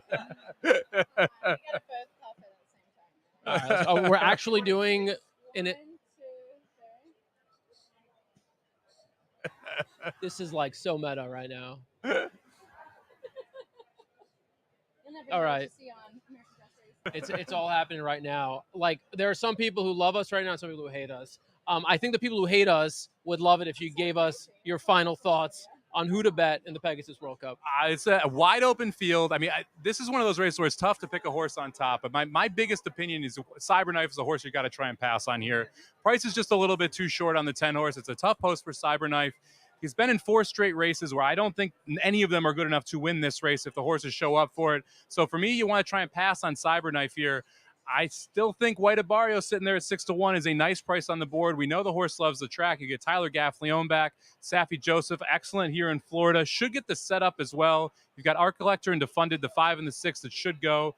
We should see White Barrio sit right behind, and he should get first run around that far turn. If he does, I like that 6-1 price. White Barrio. You guys are on the same How page? does Tyler do for you? Are we all in the shot? Are we all in? Are you in? Let's squeeze in. I'm just a going with touch. him. I'm going with him. Yeah, we're coming. Yeah, we're coming. Come on. I know. Yeah, like I said, I do feel like because I saw White Barrio yesterday, I am favoriting him. But he is a great. I mean, you and the handicapper have both chose him. I'm kicking something down You here. and the handicapper. You and the handicapper. She's sweet. God, Tyler, I need something from Tyler here. I really do. T-Gaff rode White Barrio in the Florida Derby. But Defunded, I mean, I would even maybe put Defunded as a win place bet. So, but yeah, I've put them together. How about you? I don't know. I kind of side with a little bit earlier. As I said earlier, I liked Proxy. I liked Defunded. And I like the idea of Cyberknife. I know that when I attended Travers Stakes, everybody that was there on ground, specifically journalists, were all rooting for Cyberknife. They were like, he looks so great. He's in top form. And this is his last race before he goes to stud. So in a big way, this race holds a lot of value, not just in purse money, but what they can ask for a stud fee when he goes to stud in a month. True. And again, I know that I made a TikTok about it. Keep up, y'all. About how Gunrunner, Cyberknife's sire, won this race when the purse was $16 million. It's $3 million this year, which is nothing to bat an eye at. Or, sorry, nothing to... You get what I'm saying. Yeah. Cigar smoke in your eye. She's been to the Carousel Club. Yeah. She's been to the Carousel Club. You've been carousel clubbed. I will say, I had a couple puffs of that cigar, and you're feeling it. a little bit. What's Everyone's that about? What is it about? You mentioned Gunrunner.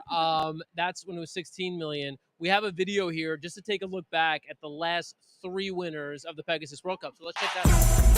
Mucho Gusto comes to the 8th pole, opening up to lead by 4.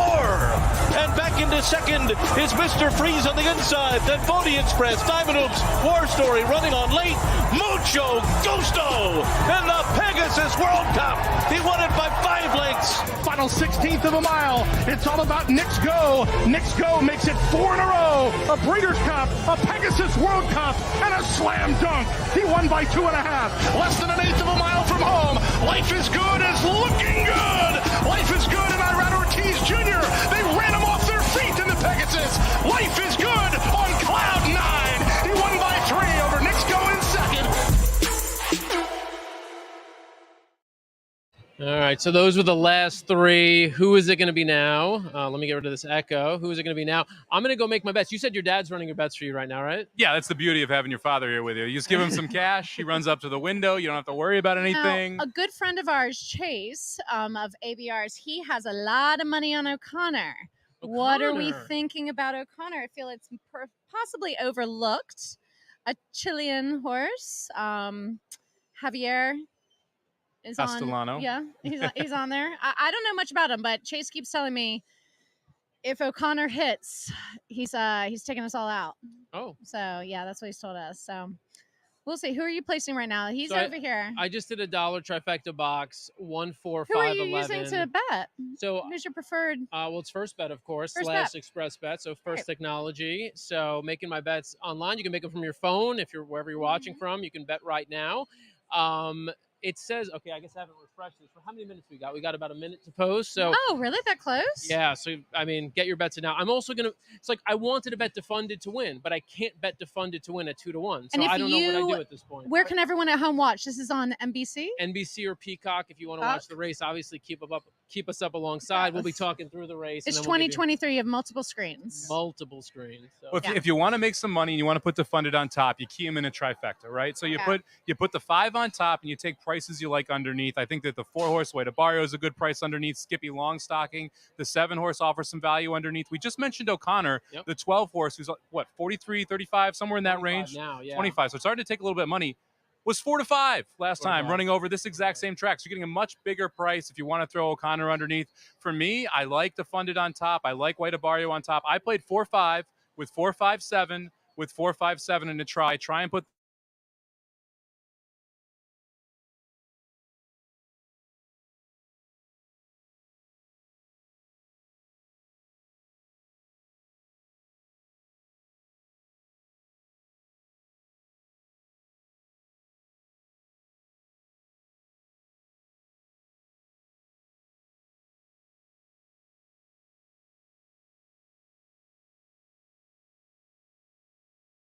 five, 9 to 5 right now. Is this a dumb bet? 4-5 with 4-5-7 with all $40. So okay. Yes, if you don't bet anything else with it. Okay. So one thing I say to everybody, if you want to be better at betting, if you show me all of your tickets and I cannot tell you what horses you like in what order in the specific race, you're making a mistake betting. Okay. So if you bet 4-5 with 4-5-7 with all, but then you also show me a 4-5 with 4-5-7 with 1-4-5-7, then essentially you're pressing your opinion on the horses that you like. And you're also giving yourself a little more coverage with the rest of the field based on the horses you like in the first and second spot. So then, yes, it's a good wager.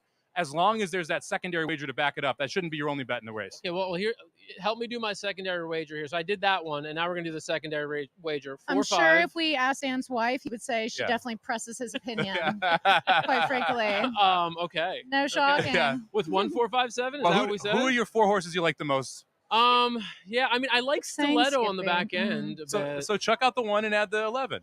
Yeah, I do like Proxy, though, for finishing third as well. Well, you got to make decisions here, Dan. You can't. I like them all. That doesn't work. It's not how, we're gonna that's go how with you make 4, money. You 5, like 7, 11. Proxy, though. I think you're messing up. You like Well, I Proxy. have talked to you about Proxy. You Let's could bet just- another race. No. Yeah, exactly. All right, let me do this with the 11. I'm going to go with the 11. I'm going to go with Stiletto, because I think Stiletto Boy finishes third. I really do. So I'm going to go with that. All right, that bet's in, and that's it. We're good to go. You've lot got of your betting. bets in, right? Yeah. Okay. Did you bet? Did you end up going? You are putting my bets Oh, in okay. for me. Yes. All right. So And we've got some only time. if I win am I paying up the Okay. entry fees. Daddy Dan, right? You got 20. This you is got, how it works. Yeah. you got- Money. Can we make that same deal, Dan? Okay. you got I like 26 this bucks deal. to play with. Go. Okay. I like Proxy Defunded and Cyberknife, but honestly, last Samurai, Frankie Dettori. Okay. And if I'm recalling correctly, for context on me, I used to work as a vet tech, and I believe Lady Samurai, his dam, is one of the mares that we did vet work on back when I was a technician. Okay. So use Last Samurai. How do you want to bet it, though?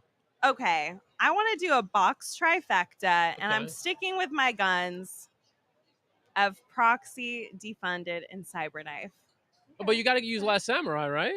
Well, okay, then should I do a box? You just spoke about Last Samurai for like 3 Okay, minutes. then yeah. So that's four Box super. 4 horses, but you could do it for a try. I mean, that's it. You could try Okay. try box 3 of them. Do you want to do it for $1?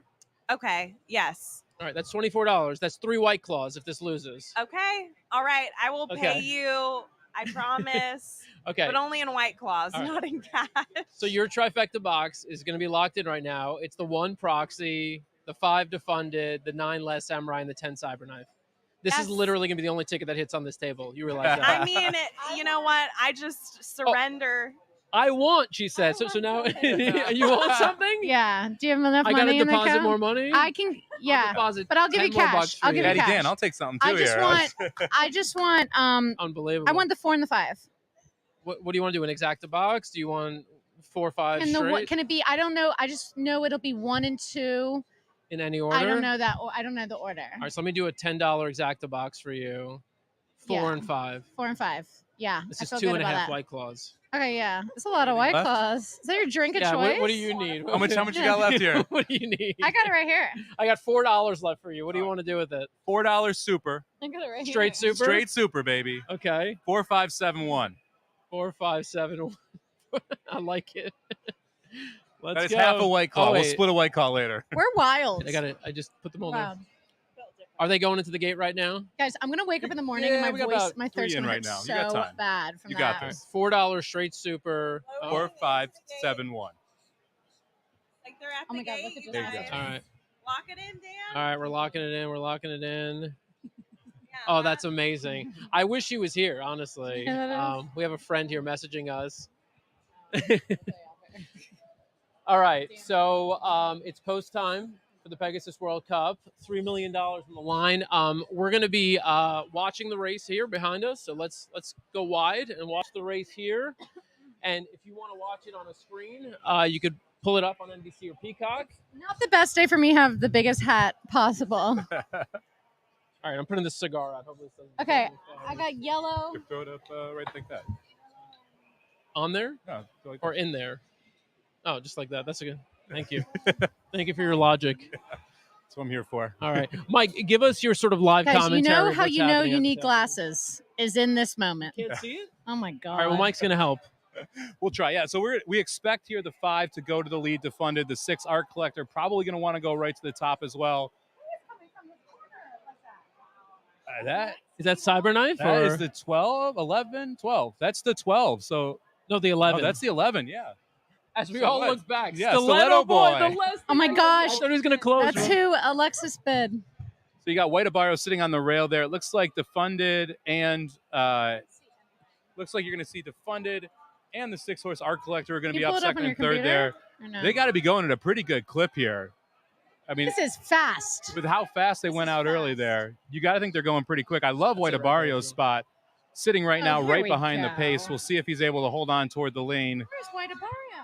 He's third. He's on the rail. He's right there. Yeah, he's a good spot for White Abarrio. Just pulled it up here, too, so we could watch it here. Stiletto boy little needs easier. to stop it. Oh, I hate when they give that angle. I hate that angle. You can't really tell who's who, right? Unless you know all the silks, the jockey That's some silks. Naira angle. Oh, I'm not say that.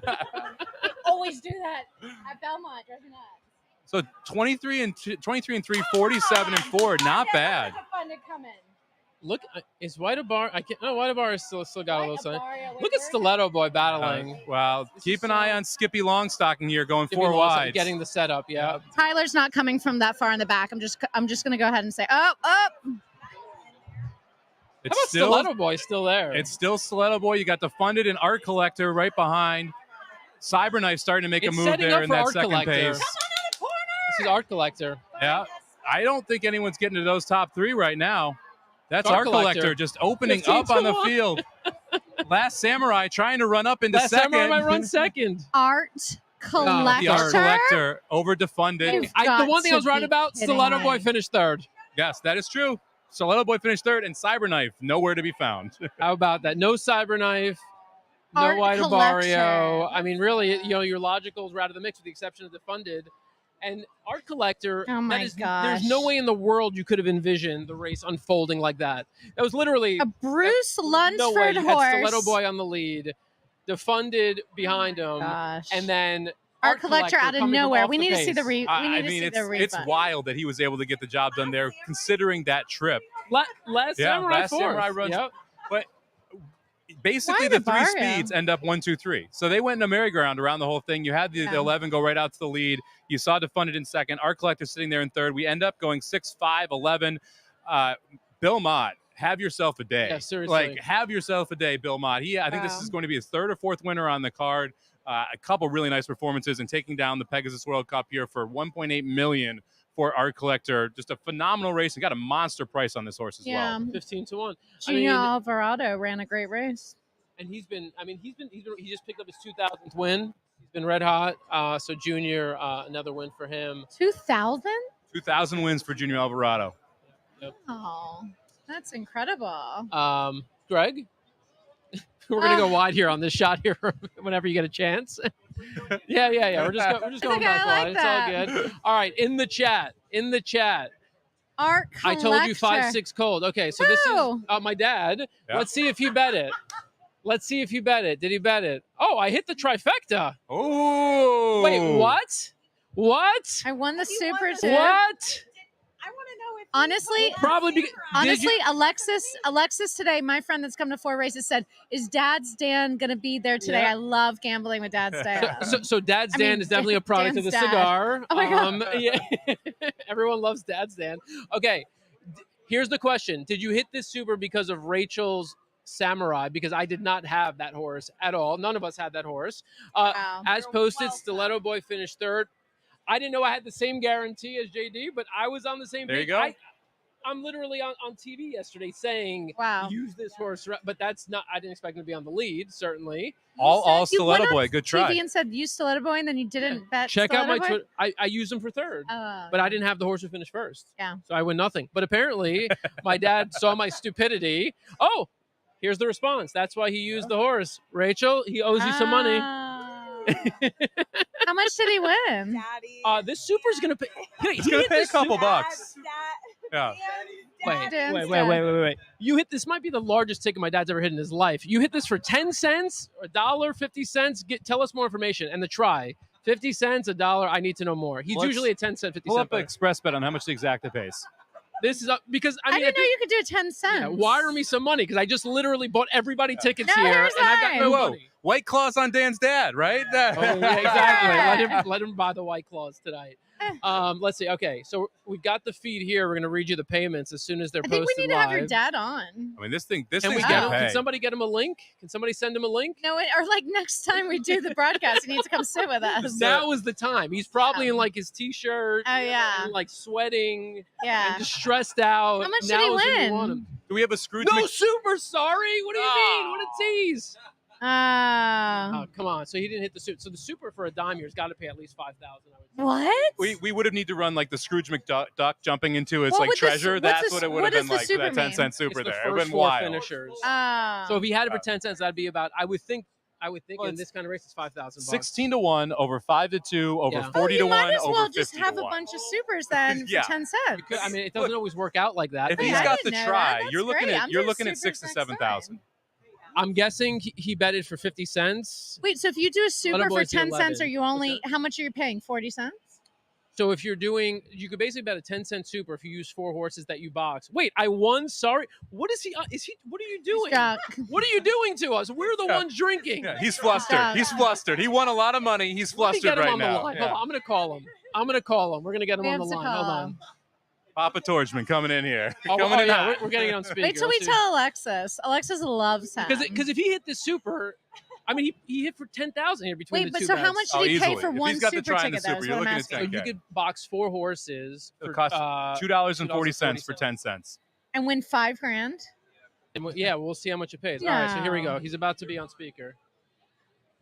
Let me know if you guys can hear this. Hello? Hey. Hi. How you doing? I'm sorry. I just sent you my tickets. Could you look at them because I cannot look at You them. want me to look at your tickets? You can't look at them? Yeah. He's too scared to look at them right now. I just sent you a text. Could you look at your text on your phone? Yeah, I'm going to look at them on my phone. Hold on, we're pulling it up. All right, here are the tickets. Riveting here. 5-6 with 5-6-10 with all. With 1-3-5. He actually bet this 11 with incredibly well. Yeah, that's a 5-6 phenomenal on ticket. top. Yeah. With 5-6-10 with 1-3-5-6-10-11 with all. That super's good, yeah. You hit that super. Is that? I'm assuming that's a dime, right? Tri-key box And is he good. hit the tri-key. Oh no, you didn't have the 9 in the tri-key. Wait. The 9 finished Oh, you don't. fourth. Wait, so you have the try. Yeah. Yeah, you have the try for 50 cents in the tri-key box, and you have $1 exacta box here on the pictures that you sent me. So yeah, you probably just hit for 10,000. I don't want to. All right. So Oh my listen, God. you know my bank. 10,000?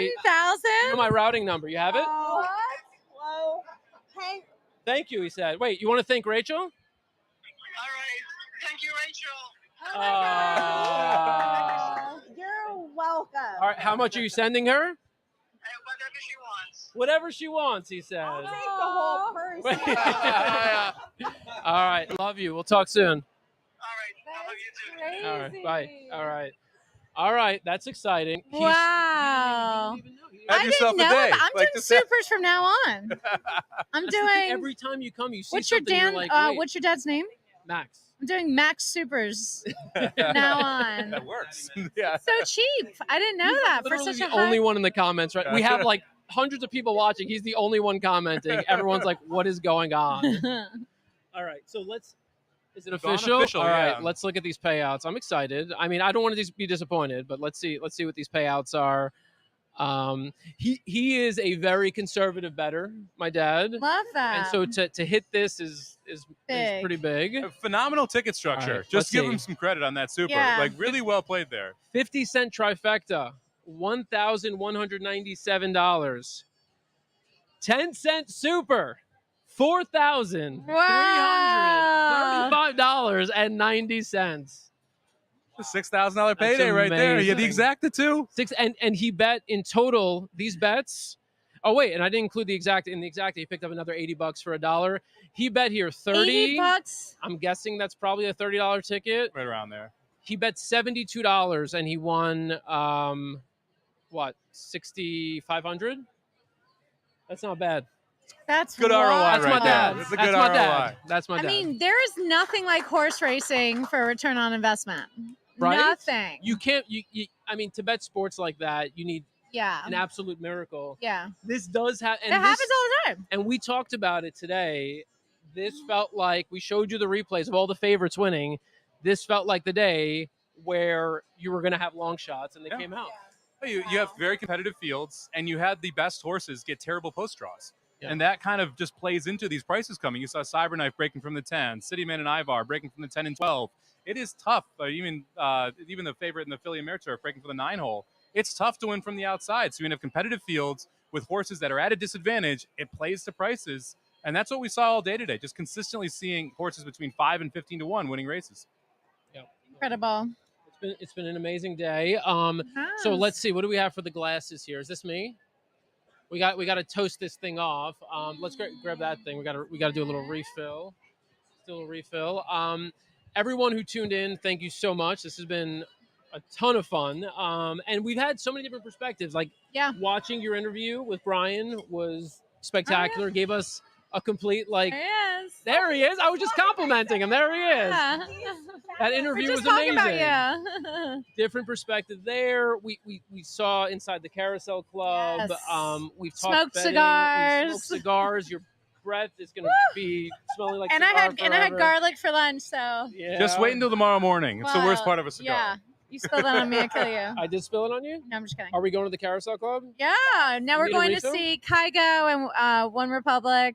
It's gonna be a I time. ain't worried about it right now about the cigars and stuff.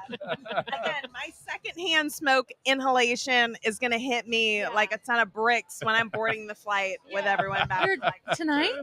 No. Oh. tomorrow morning. But again, just secondhand. Yeah. But I ain't worried about it right now.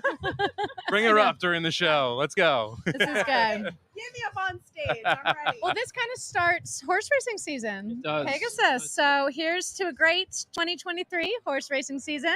Cheers. Thanks, guys. Cheers. And thank you for everyone for tuning in. And make sure to follow America's Best Racing on Twitter at ABR Live and on America's Best Racing at America's Best Racing. Thanks, guys.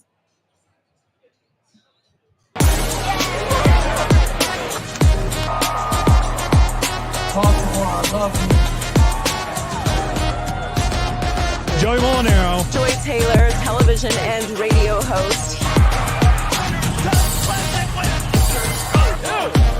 I don't go gambling, I go winning.